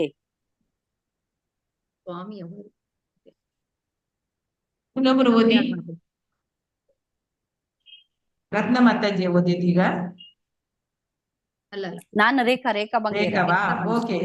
ಸುಮತಿ ರಮೇಶ್ ಓದಿ. ಕೀರ್ತಾನಂದದ್ದು. ಹೌದು, ಹಾ. ಕೇವಲ ಕೆಲವೇ ನಿಮಿಷಗಳ ಹಿಂದೆ ಇದು ತುಂಬಾ ಮುಖ್ಯವಾದುದೆಂದು ಅವರು ಹೇಳಿದರು. ಇದು ಚಾರಿತ್ರಿಕವಾದದ್ದು. ಇದು ದಿ ನ್ಯೂಯಾರ್ಕ್ ಟೈಮ್ಸ್ ಎನ್ನುವುದನ್ನು ಅವರು ವಿಶೇಷವಾಗಿ ಮೆಚ್ಚಿದರು. ಸ್ವಾಮಿಯವರ ತಂಡವು ಅತ್ಯಾನಂದವನ್ನು ಕಂಡುಕೊಳ್ಳಲು ಉದ್ಯಾನದ ಸಂಕೀರ್ತನ ಮಾಡುತ್ತದೆ. ಪೂರ್ವ ಬದಿಯ ಸಮಾರಂಭದಲ್ಲಿ 50 ಜನ ಅನುಯಾಯಿಗಳು ಸಂಮೋಹನ ಸಂಗೀತಕ್ಕೆ ಚಪ್ಪಾಳೆ ತಟ್ಟುತ್ತಾ ತೂಗುತ್ತಾ ನರ್ತಿಸುತ್ತಾರೆ. ಕೆಳ ಪೂರ್ವ ಬದಿಯ ಉದ್ಯಾನವನದ ಮರದಡಿಯಲ್ಲಿ ಕುಳಿತು ಸಾಂದರ್ಭಿಕವಾಗಿ ನರ್ತಿಸುತ್ತಾ ಹಿಂದೂ ಅಲ್ಲ. ಸ್ವಾಮಿ ಒಂದ್ ನಿಮಿಷ ಮಾತಾಜಿ, ಅದು ನಾಗವೇಣಿ ಮಾತಾಜಿ ಓದ್ಲಿ, ಮತ್ತೆ ನಿಮ್ಮ ಹೌದು. ಹೆಸರು ಬಂದಾಗ ನೀವು ಓದಿ. ಸರಿ. ಇರ್ಲಿ. ಪೂರ್ವ ಬದಿಯ ಸಮಾರಂಭದಲ್ಲಿ 50 ಜನ ಅನುಯಾಯಿಗಳು ಸಮೂಹಕ ಸಂಗೀತಕ್ಕೆ ಚಪ್ಪಾಳೆ ತಟ್ಟುತ್ತಾ ತೂಗುತ್ತಾ ನರ್ತಿಸುತ್ತಾರೆ. ಕೆಲ ಪೂರ್ವ ಬದಿಯ ಉದ್ಯಾನದ ಮರದಡಿಯಲ್ಲಿ ಕುಳಿತು ಸಾಂದರ್ಭಿಕವಾಗಿ ನರ್ತಿಸುತ್ತಾ ಹಿಂದೂ ಸ್ವಾಮಿಯವರ 50 ಅನುಯಾಯಿಗಳು ನಿನ್ನೆ 2 ಗಂಟೆಗಳ ಕಾಲ 16 ಪದಗಳ ಸಂಕೀರ್ತನಾ ಮಂತ್ರವನ್ನು ಪುನರುಚ್ಚರಿಸಿದರು. ಇದು 2 ಗಂಟೆಗಳಿಗಿಂತಲೂ ಹೆಚ್ಚಾಗಿಯೇ ಇತ್ತು. ನಿನ್ನೆ ಅಪರಾಹ್ನ 2 ಗಂಟೆಗಳ ಕಾಲ ಕರತಾಲಗಳು, ತಂಬೂರಿಗಳು, ಕೋಲುಗಳು, ಡೋಲುಗ ಗಂಟೆಗಳು, ಚಿಕ್ಕ ಕೊಳಲು ವಾದ್ಯಗಳೊಂದಿಗೆ ಸಂಕೀರ್ತನದ ಪುನರುಚ್ಚಾರವು ಈ ವಿನಾಶಕಾರಿ ಯುಗದಲ್ಲಿ ಆತ್ಮ ಸಾಕ್ಷಾತ್ಕಾರವನ್ನು ಸಿದ್ಧಿಸಿಕೊಳ್ಳಲು ಅತ್ಯುತ್ತಮ ಮಾರ್ಗ ಎಂದು ಸ್ವಾಮಿ ಎ.ಸಿ. ಭಕ್ತಿ ವೇದಾಂತ ಹೇಳುತ್ತಾರೆ. ಹೋವಿಂಗ್ ನ ಬೆಟ್ಟದಲ್ಲಿ ಮಕ್ಕಳು ಆಡುತ್ತಿರುವಾಗ ಟಾಮ್ ಕಿನ್ಸ್ ಚೌಕದ ಉದ್ಯಾನದ ನಡುವೆ ಕೊಳಕಿನ ಗುಡ್ಡೆಯೊಂದು. ಹೋವಿಂಗ್ ನ ಬೆಟ್ಟ. ಇದು ಇದು ಉದ್ಯಾನದ ಮುಖ್ಯಾಧಿಕಾರಿಗಳ ಹೆಸರಿನ ಮೇಲೆ ವಿನೋದವೆಂದು ನಾನು ಭಾವಿಸುತ್ತೇನೆ. ಓಹೋ. ಹೋವಿಂಗ್ ಬೆಟ್ಟ ಟಾಕಿನ್ಸ್ ಚೌಕದ ಉದ್ಯಾನ ನಡುವೆ ಕೊಳಕಿನ ಗುಡ್ಡ ಅಥವಾ ಬಿಸಿಲ ದಾರಿಯುದ್ದಕ್ಕೂ ಬೈಸಿಕಲ್ ಸವಾರಿ. ಸುಮಾರು 100 ಜನರ ಸಮೂಹದಲ್ಲಿ ಕೆಲವರು ಸಂಕೀರ್ತನಕಾರರ ಸುತ್ತ ನಿಂತಿದ್ದರು. ಸಮೂಹಕ ಲಯಬದ್ಧ ಸಂಗೀತಕ್ಕೆ ತಾಳ ಹಾಕುತ್ತಾ ಓಲಾಡುತ್ತಾ ಚಪ್ಪಾಳೆ ತಟ್ಟುತ್ತಿದ್ದರು. ಇದು ಭಾವಪರವಶತೆಯ ಸ್ಥಿತಿಯನ್ನು ತರುತ್ತದೆ. ಹೀಗೆಂದು ಈ ಆರಾಧಕರಲ್ಲಿ ಸೇರಿದ್ದ ಕವಿ ಅಲೆನ್ ಗಿನ್ಸ್ಬರ್ಗ್ ಹೇಳಿದ ಒಂದು ಸಂಗತಿ ಏನೆಂದರೆ, ಆ ವರ್ಣಗಳು ಯೋಗದ ಶ್ವಾಸ ನಿಗ್ರಹವನ್ನು ಬಲವಾಗಿ ಉಂಟು ಮಾಡುತ್ತವೆ. ಅದು ಒಂದು ಶರೀರ ವಿಜ್ಞಾನ ಸಂಬಂಧಿ ವಿವರಣೆ ಎಂದು ಅಲೆನ್ ಗಿನ್ಸ್ಬರ್ಗ್ ಹೇಳಿದ್ದ. ಈ ಇಬ್ಬರು ನಗಾಡ್ಬೇಕು, ಮತ್ತೆ ಇದನ್ನ ಹೇಳ್ಬೇಕು, ಮತ್ತೆ ಇಷ್ಟು ಹೇಳ್ಬೇಕು. ಹಾ, ಅರ್ಥಹೀನವಾದದ್ದು. ಇಬ್ಬರು ಹೇಳಿ ಒಟ್ಟಿಗೆ. ಹರೇ ಕೃಷ್ಣ. ಅದು ಅದು ಅರ್ಥಹೀನವಾದದ್ದು. ಅರ್ಥಹೀನವಾದದ್ದು. ಹರೇ ಕೃಷ್ಣ ಹರೇ ಕೃಷ್ಣ ಕೃಷ್ಣ ಕೃಷ್ಣ ಹರೇ ಹರೇ ಹರೇ ರಾಮ ಹರೇ ರಾಮ ರಾಮ ರಾಮ ಹರೇ ಹರೇ. ಸಂಕೀರ್ತನದ ಅಥವಾ ಸಂಕೀರ್ತನದ ಅಥವಾ ಮಂತ್ರದ ಭಾವಪರವಶತೆಯು ಈಗ ಕೀರ್ತಾನಂದ. ಇದು ಅತ್ಯುತ್ತಮ ಭಾಗ ಎಂದು ಸ್ವಾಮಿಯವರು ಹೇಳಿದರು, ಏಕೆಂದರೆ ಅವರು ಮಂತ್ರವನ್ನು ಮುದ್ರಿಸಿದ್ದಾರೆ. ಇದು ಸರ್ವ ಪರಿಪೂರ್ಣವಾದದ್ದು. ಇದನ್ನು ಓದಿದವರೆಲ್ಲ ಅವರು ಸಂಕೀರ್ತನ ಮಾಡಿದರೆ ಹೇಗೋ ಹಾಗೆ ಪವಿತ್ರರಾಗಬಹುದು. ಸತ್ಸ್ವರೂಪ. ಅದು ಸ್ವಾಮಿಗಳ ಅನುಯಾಯಿಗಳಲ್ಲಿ ಅನೇಕರಿಗೆ LSD ಹಾಗೂ ಇತರ ಮಾದಕ ವಸ್ತುಗಳ ಪರ್ಯಾಯವಾಗಿ ಆ ಸ್ಥಾನವನ್ನು ತುಂಬಿದೆ ಎಂದು ಗಿನ್ಸ್ಬರ್ಗ್ ತಿಳಿಸಿದ. ಹಾರೆ ಎಂದು ಉಚ್ಚರಿಸಲಾದ ಹರೇ ಕೃಷ್ಣ ಎನ್ನುವುದನ್ನು ಹಿಂದೂ ದೇವತೆಯಾದ ವಿಷ್ಣುವಿನ ಹೆಸರು, ಬೆಳಕನ್ನು ತರುವವನು ಎಂದು ಅದರ ಅರ್ಥ. ರಾಮ ಎಂದು ಉಚ್ಚರಿಸಲಾದ ರಾಮ ವಿಷ್ಣುವಿನ ಅವತಾರ, ಜವಾಬ್ದಾರಿಯ ರಾಜ್ಕುಮಾರ ಎಂದು ಆತ ವಿವರಿಸಿದನು. ಏನು ಇದು ಅವನಿಗೆ ಎಲ್ಲಿ ಸಿಕ್ಕಿತು? ಯಾವುದೋ ವಿಶ್ವಕೋಶದಿಂದ ಪಡೆದಂತೆ ಇದರ ಧ್ವನಿ ಇದೆ ಅಲ್ಲ. ಆದ್ದರಿಂದ ಈ ಸಂಕೀರ್ತನವು ಭಗವಂತನ ವಿಭಿನ್ನ ಮಗುಲಗಳನ್ನು ಹೆಸರಿಸುತ್ತದೆ ಎಂದು ಗಿನ್ಸ್ಬರ್ಗ್ ಹೇಳಿದ. ಗಿನ್ಸ್ಬರ್ಗ್ದಿಂದಲೇ ಅಷ್ಟೊಂದು ಮಾತು ಏಕೆ? ಸ್ವಾಮೀಜಿಯವರ ಮಾತು ಏಕೆ ಇಲ್ಲ? ಹೋವರ್ಡ್ ಎಂ ವಿಲ್ಲರು ಇನ್ನೊಬ್ಬ ಆರಾಧಕ, 26 ವರ್ಷ ವಯಸ್ಸಿನವ, ಓಹಿಯೋ ಸ್ಟೇಟ್ ವಿಶ್ವವಿದ್ಯಾಲಯದಲ್ಲಿ ಮಾಜಿ ಇಂಗ್ಲಿಷ್ ಅಧ್ಯಾಪಕನಾಗಿದ್ದು ಈಗ ತನ್ನ ಪೂರ್ಣಾವಧಿಯನ್ನು ಸ್ವಾಮೀಜಿಯವರಿಗಾಗಿ ಮೀಸಲಿಟ್ಟಿದ್ದೇನೆಂದು ಹೇಳಿಕೊಂಡ. ಆತ ಹೇಳಿದ, ನಾನು ಸ್ವತಃ 2 ವರ್ಷಗಳಲ್ಲಿ 50 ಡೋಸ್ ಗುಟುಕು LSD ಅನ್ನು 1 ಡಜನ್ ಪೇಯೋಟೆಯನ್ನು ತೆಗೆದುಕೊಂಡಿದ್ದೆ. ಈಗ ಅದು ಯಾವುದೂ ಇಲ್ಲ.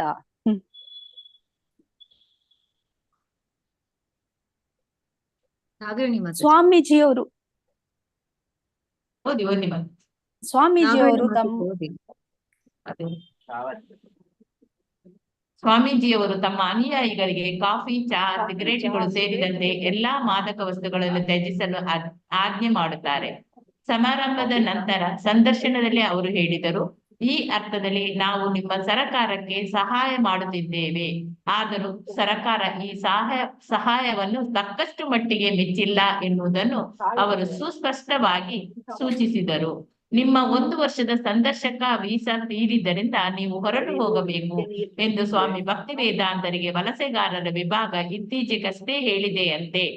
ಇದನ್ನು ಅವರು ಹೇಳಿದರು. ವೀಸಾ ಮುಂದುವರಿಸಬೇಕೆಂದು ಮತ್ತೆ ಕೇಳಿಕೊಳ್ಳಲಾಗಿದೆ.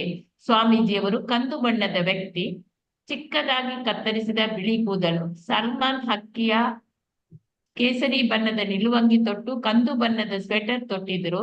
1922ರಲ್ಲಿ ಮೊದಲ ಬಾರಿಗೆ ತಮ್ಮ ಗುರುವನ್ನು ಭೇಟಿಯಾದಾಗ ಇಂಗ್ಲಿಷ್ ಭಾಷೆಯ ಮೂಲಕ ಪಾಶ್ಚಾತ್ಯ ದೇಶಗಳಲ್ಲಿ ಕೃಷ್ಣ ಪಂಥವನ್ನು ಪ್ರಸಾರ ಮಾಡೆಂದು ಅವರು ಹೇಳಿದ್ದರಂತೆ. ಆದ್ದರಿಂದ ಈ ಮುಪ್ಪಿನ ವಯಸ್ಸಿನಲ್ಲಿ ಅಂದ್ರೆ 71 ನಾನು ಇಂಥ ಹೊಣೆಯನ್ನು ಹೊತ್ತಿದ್ದೇನೆ ಎಂದು ಸ್ವಾಮೀಜಿ ಹೇಳಿದರು.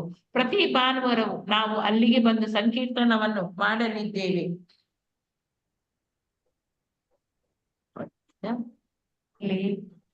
ಎಂದು ಇದು ಹೇಳುತ್ತದೆ. ಅವರ ಅನುಯಾಯಿಗಳು ಕೆಲವು ಸಾಮಾಜಿಕ ಕಾರ್ಯಕರ್ತರು ಸೇರಿದ್ದಾರೆ, ಅದು ನಾನೇ ಎಂದು ಊಹಿಸುತ್ತೇನೆ. ಓದಿ. ಈ ಲೇಖನವು ತುಂಬಾ ಹೊಸ ಜನರನ್ನು ಕರೆತರುವುದೆಂದು ನಾನು ಭಾವಿಸುತ್ತೇನೆ. ಸ್ವಾಮೀಜಿ ತರಗತಿಗಾಗಿ ಕೆಳಗೆ ಬಂದರು. ಆ ಬೆಳಿಗ್ಗೆ ಕೊರೆಯುವ ಚಳಿ ಇತ್ತು. ಪೀಚ್ ಹಣ್ಣಿನ ಬಣ್ಣದ ಆಮೆ ಕತ್ತಿನ ಉಣ್ಣೆ ಗಂಜಿ ಜರ್ಸಿ ತೊಟ್ಟಿದ್ದರು. ಅದನ್ನು ಅವರು ಶಿಷ್ಯರು ಓಕರ್ಡ್ ಬೀದಿಯ ಅಂಗಡಿಯೊಂದರಲ್ಲಿ ಸ್ವಾಮೀಜಿಗಾಗಿಯೇ ಕೊಂಡು ತಂದಿದ್ದರು.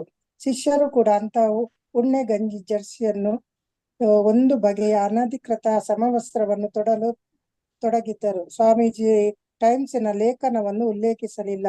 ಅವರು ಸಂಸ್ಕೃತ ಪ್ರಾರ್ಥನೆಯನ್ನು ಆಡಲು ತೊಡಗಿದರು. ವಂದೇಹಂ ಶ್ರೀ ಗುರು, ನಾನು ನನ್ನ ಸದ್ಗುರುವಿಗೆ ನನ್ನ ಪ್ರಣಾಮವನ್ನು ಸಲ್ಲಿಸುವೆನು. ನಂತರ ಅವರು ಹರೇ ಕೃಷ್ಣ ಆಡಲು ತೊಡಗಿದರು. ಹುಡುಗರು ಸೇರಿಕೊಂಡರು. ಮೆಲ್ಲಗೆ ಆಡಿ ಎಂದು ಪ್ರಭುಪಾದರು ಅವರನ್ನು ಎಚ್ಚರಿಸಿದರು. ಆದರೆ ಅವರು ಈ ಮಾತು ಮುಗಿಸುತ್ತಿದ್ದಂತೆ ಚಾವಣಿಯ ಬಿರುಕುಗಳಿಂದ ನೀರು ಸುರಿಯತೊಡಗಿತು. ಮೇಲ್ಮಡಿಯ ವ್ಯಕ್ತಿಗೆ ಬೆಳಗಿನ ಜಾವದ ಕೀರ್ತನೆ ಇಷ್ಟವಾಗಲಿಲ್ಲ. ಮೇಲೆ ಹೋಗ್ಬೇಕು ಮಾತಾಜಿ. ಮೇಲೆ ಹೋಗ್ತಾರೆ. ಇಷ್ಟವಾಗಲಿಲ್ಲ. ಈ ನೀರಿನ ಪ್ರವಾಹ ಆಕಸ್ಮಿಕವಲ್ಲವೆಂದು ತೋರಿಸಲು ಆತ ಕಾಲಿನಿಂದ ತುಳಿಯಲು ಆರಂಭಿಸಿದನು. ಏನಿದು? ಪ್ರಭುಪಾದರು ಸ್ವಲ್ಪ ವಿಚಲಿತರಾಗಿ ಆಶ್ಚರ್ಯದಿಂದ ಮೇಲೆ ನೋಡಿದರು. ಹುಡುಗರು ಸುತ್ತೆಲ್ಲ ನೋಡಿದರು. ಅನೇಕ ಜಾಗಗಳಲ್ಲಿ ನೀರು ಸೋರುತ್ತಿತ್ತು. ಸ್ವಾಮೀಜಿ ಕೆಲವು ಪಾತ್ರೆಗಳನ್ನು ತನ್ನಿ ಎಂದರು. ಒಬ್ಬ ಹುಡುಗ ಅಡಿಗೆ ಮನೆಯಿಂದ ಪಾತ್ರೆಗಳನ್ನು ತರಲು ಮೇಲ್ಮಹಡಿಯಲ್ಲಿದ್ದ ಸ್ವಾಮೀಜಿಯವರ ಮಳಿಗೆಗೆ ಓಡಿದ. 3 ಜಾಗಗಳಲ್ಲಿ ಹನಿಯುತ್ತಿದ್ದ ನೀರನ್ನು ಹಿಡಿಯಲು 3 ಪಾತ್ರೆಗಳನ್ನು ಹಿಡಿಯಲಾಯಿತು. ಯಾಕೆ ಅಂತ ಹೀಗೆ ಮಾಡುತ್ತಿದ್ದಾರೆ? ಅವನು ನೆಲದ ಮೇಲೆ ನೀರು ಸುರಿಯುತ್ತಿದ್ದಾನೆಯೇ ಎಂದು ಉಮಾಪತಿ ಕೇಳಿದ. ಮೇಲೆ ಹೋಗಿ ಆ ವ್ಯಕ್ತಿಯ ಜೊತೆಗೆ ಮಾತನಾಡಿ ಸಂಕೀರ್ತನೆ ಶಾಂತವಾಗಿ ನಡೆಯುವುದೆಂದು ತಿಳಿಸಿ ಬರುವಂತೆ ಪ್ರಭುಪಾದರು ಬ್ರಹ್ಮಾನಂದನಿಗೆ ಹೇಳಿದರು. ಆ ಬಳಿಕ ನೀರು ಹನಿಯುತ್ತಿರುವ ಆ ಪಾತ್ರೆಗಳ ನಡುವೆ ಸ್ವಲ್ಪ ಹಿಂದಕ್ಕೆ ಕುಳಿತುಕೊಂಡು ಸಂಕೀರ್ತನವನ್ನು ಮೆಲ್ಲಿಸಿದ ದನಿಯಲ್ಲಿ ಮುಂದುವರಿಸುವಂತೆ ಅವರು ಪ್ರತಿಯೊಬ್ಬರಿಗೂ ಹೇಳಿದರು. ಆ ಸಂಜೆ ದೇವಾಲಯವು ಅತಿಥಿಗಳಿಂದ ತುಂಬಿತು. ಪ್ರಭುಪಾದರು ಹೇಳಿದರು, ಇದು ಪರಮಪ್ರಭುವಿನ ಉದಾರ ಕರುಣೆ. ಅವನು ನಿಮ್ಮೊಡನೆ ಒಡನಾಡಲು ಬಯಸುತ್ತಾನೆ. ಆದ್ದರಿಂದ ನೀವು ಅವನನ್ನು ಬರಮಾಡಿಕೊಳ್ಳಬೇಕು. ಸದಾ ಹರೇ ಕೃಷ್ಣ ಸಂಕೀರ್ತನೆ ಮಾಡಿ. ಈ ಮಂತ್ರದ ಭಾಷೆ ಸಂಸ್ಕೃತ. ನಿಮ್ಮಲ್ಲಿ ಕೆಲವರಿಗೆ ಇದರ ಅರ್ಥ ತಿಳಿದಿಲ್ಲ. ಆಗಿದ್ದು ಇದು ಎಷ್ಟು ಆಕರ್ಷಕವಾಗಿದೆ ನೋಡಿ. ನಾವು ಉದ್ಯಾನವನದಲ್ಲಿ ಹರೇ ಕೃಷ್ಣ ಸಂಕೀರ್ತನ ಮಾಡಿದಾಗ ಎಷ್ಟೊಂದು ಜನ, ವಯಸ್ಸಾದ ಮಹಿಳೆಯರು, ಮಾಯನಿಯರು, ಹುಡುಗರು, ಹುಡುಗಿಯರು ಪಾಲ್ಗೊಂಡರು. ಆದರೆ ಅಲ್ಲಿ ಕೂಡ ದೂರುಗಳಿದ್ದವು. ಹೇಗೆಂದರೆ ನಮ್ಮ ಸಂಕೀರ್ತನ ಆಂದೋಲನವು ಇಲ್ಲಿ ಕೆಲವು ಬಾಡಿಗೆದಾರರಿಗೆ ಅಡಚಣೆ ಉಂಟು ಮಾಡುತ್ತಿದೆ ಎಂಬ ವರದಿ ನಮಗೆ ನಿತ್ಯವೂ ಬರುತ್ತಿದೆಯಲ್ಲ, ಹಾಗೆ. ಧನ್ಯವಾದಗಳು ಮಾತಾಜಿ. ಹರೇ ಕೃಷ್ಣ. ಹರೇ ಕೃಷ್ಣ ಇಬ್ಬರಿಗೂ ಮಾತಾಜಿ, ಕೂಡ ಧನ್ಯವಾದಗಳು. ಧನ್ಯವಾದಗಳು. ಹರೇ ಕೃಷ್ಣ. ಇಬ್ಬರು ಕೂಡ ಚೆನ್ನಾಗಿ ಹೇಳಿದ್ರಿ. ಹರೇ ಕೃಷ್ಣ. ಶ್ರೀಲ ಪ್ರಭುಪಾದಕ್ಕೆ ಈ ಜೈ. ಇಲ್ಲಿ ಸತ್ಸ್ವರೂಪ ಮತ್ತು ಕೀರ್ತನಾನಂದ ಅಂದ್ರೆ ಪ್ರಭುಪಾದರ ಶಿಷ್ಯರು, ಅವರ ಒಂದು ಸಂಭಾಷಣೆಯನ್ನು ಇಲ್ಲಿ ನಾವು ನೋಡ್ಬೋದು. ಸ್ವಾಮೀಜಿ ಅಂದ್ರೆ ಪ್ರಭುಪಾದರು ಇನ್ನೂ ಕೂಡ ಬಂದಿರೋದಿಲ್ಲ ತರಗತಿ ಪ್ರಾರಂಭ ಆಗ್ಲಿಕ್ಕೆ. ತರಗತಿಗಾಗಿ ಇನ್ನು ಕೆಳಗೆ ಬಂದಿರ್ಲಿಲ್ಲ. ಇನ್ನು ಸೂರ್ಯ ಉದಯಿಸಿರ್ಲಿಲ್ಲ. ಅಂದ್ರೆ ಬೆಳಗಿನ ಒಂದು ಜಾವದಲ್ಲಿ ಸತ್ಸ್ವರೂಪ ಮತ್ತು ಕೀರ್ತನಾನಂದರು ಅಂಗಡಿ ಮಳಿಗೆಯಲ್ಲಿ ನೆಲದ ಮೇಲೆ ಕುಳಿತು ಪೇಪರ್ ಅನ್ನ ನೋಡ್ತಾ ಇದ್ರು. ಯಾವ ಪೇಪರು? ಟೈಮ್ಸ್. ಓಕೆ. ಸತ್ಸ್ವರೂಪ ಕೇಳುವಂಥದ್ದು, ಸ್ವಾಮಿಯವರು ಇದನ್ನು ನೋಡಿದ್ದಾರೆಯೇ? ಆಗ ಅವರು ಕೀರ್ತನಾನಂದ ಹೇಳ್ತಾರೆ, ಹೌದು ನೋಡಿದ್ದಾರೆ. ದಿ ನ್ಯೂಯಾರ್ಕ್ ಟೈಮ್ಸ್ ಎನ್ನುವುದನ್ನು ಅವರು ವಿಶೇಷವಾಗಿ ಮೆಚ್ಚಿದ್ರು. ಸತ್ಸ್ವರೂಪ ಗಟ್ಟಿಯಾಗಿ ಓದುತ್ತಾ, ಸ್ವಾಮಿಯವರ ತಂಡವು ಅತ್ಯಾನಂದವನ್ನು ಕಂಡುಕೊಳ್ಳಲು ಉದ್ಯಾನದಲ್ಲಿ ಸಂಕೀರ್ತನ ಮಾಡ್ತದೆ. ಈ ಪೂರ್ವ ಬದಿ ಅಂತ ಹೇಳಿದ್ರೆ ಅದೇ ನ್ಯೂಯಾರ್ಕಿನ ಒಂದು ಪ್ಲೇಸ್ ಅಲ್ಲಿ. ಸೊ ಆ ಸಮಾರಂಭದಲ್ಲಿ ಹೋದಾಗ ಅಲ್ಲಿ ಅವರನ್ನು 50 ಜನರು ಅವರನ್ನು ಹಿಂಬಾಲಿಸ್ತಾರೆ. ಸೊ ಅವರು ಹೇಳಿದಾಗೆ ಈ ಒಂದು ಕೀರ್ತನೆಯಲ್ಲಿ ಪಾಲ್ಗೊಳ್ತಾ, ಅದಕ್ಕೆ ಚಪ್ಪಾಳೆಯನ್ನು ತಟ್ತಾ, ಕರತಾಳಗಳನ್ನು ತಟ್ಟುತ್ತಾ, ಮತ್ತೆ ವಿವಿಧ ವಾದ್ಯಗಳನ್ನು ನುಡಿಸುತ್ತಾ ಅವರ ಸಂಕೀರ್ತನದಲ್ಲಿ ಪಾಲ್ಗೊಳ್ತಾರೆ. ಈ ಹರೇ ಕೃಷ್ಣ ಕೃಷ್ಣ ಕೃಷ್ಣ ಹರೇ ಹರೇ, ಹರೇ ರಾಮ ರಾಮ ರಾಮ ಹರೇ ಹರೇ. ಅಂದ್ರೆ ಇದರಲ್ಲಿ 16 ಪದಗಳಿದೆ. 16 ಪದಗಳು.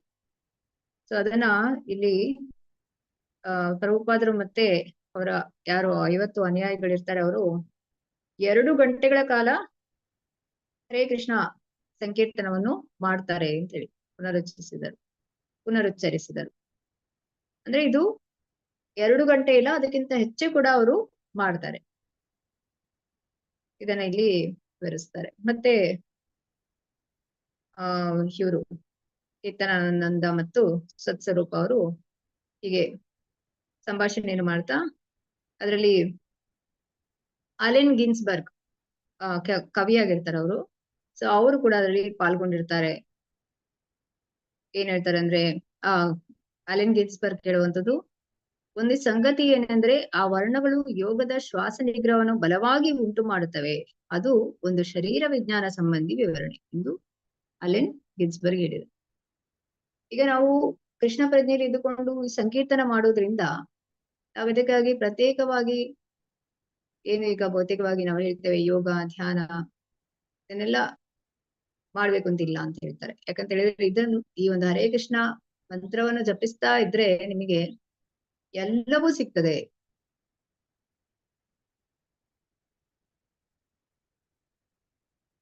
ಹಾಗೆ ಈ ಹರೇ ಕೃಷ್ಣ ಈ ಒಂದು ಸಂಕೀರ್ತನ ಇದೇನು ಮಂತ್ರದ ಭಾವ ಪರವಶತೆ ಅಂತ ಹೇಳ್ತಾರೆ. ಯಾಕೆಂದ್ರೆ ನೀವು ಇದನ್ನ ಗಮನಿಸಿರ್ಬೋದು, ಈ ಒಳ್ಳೆಯ ಒಂದು ನಾವು ಕೀರ್ತನೆಯನ್ನು ಅಭ್ಯಾಸ ಮಾಡಿದ್ರೆ ಅದನ್ನ ಒಂದು ಅರ್ಧ ಗಂಟೆ 1 ಗಂಟೆ ಮನೆಯಲ್ಲಿ ರಾಗವಾಗಿ ಹೇಳಿದ್ರೆ, ಎಲ್ಲರೂ ಅದನ್ನ ಅನುಸರಿಸಿದ್ರೆ ಮನೆಯವರೆಲ್ಲ ಮನೆಯಲ್ಲಿ ಒಂದು ಮಂಗಳಕರವಾದ ಒಂದು ವಾತಾವರಣ ಅಂತ ಹೇಳಿದ್ರೆ ಏನು ಮನೆಯಲ್ಲಿ ನಕಾರಾತ್ಮಕಗಳೆಲ್ಲ ಚಿಂತನೆಗಳಿರ್ತದೆ ಅದೆಲ್ಲ ಹೋಗಿ ಅಲ್ಲಿ ಸಕಾರಾತ್ಮಕ ಆಲೋಚನೆಗಳು ಬರುವಂತದ್ದು.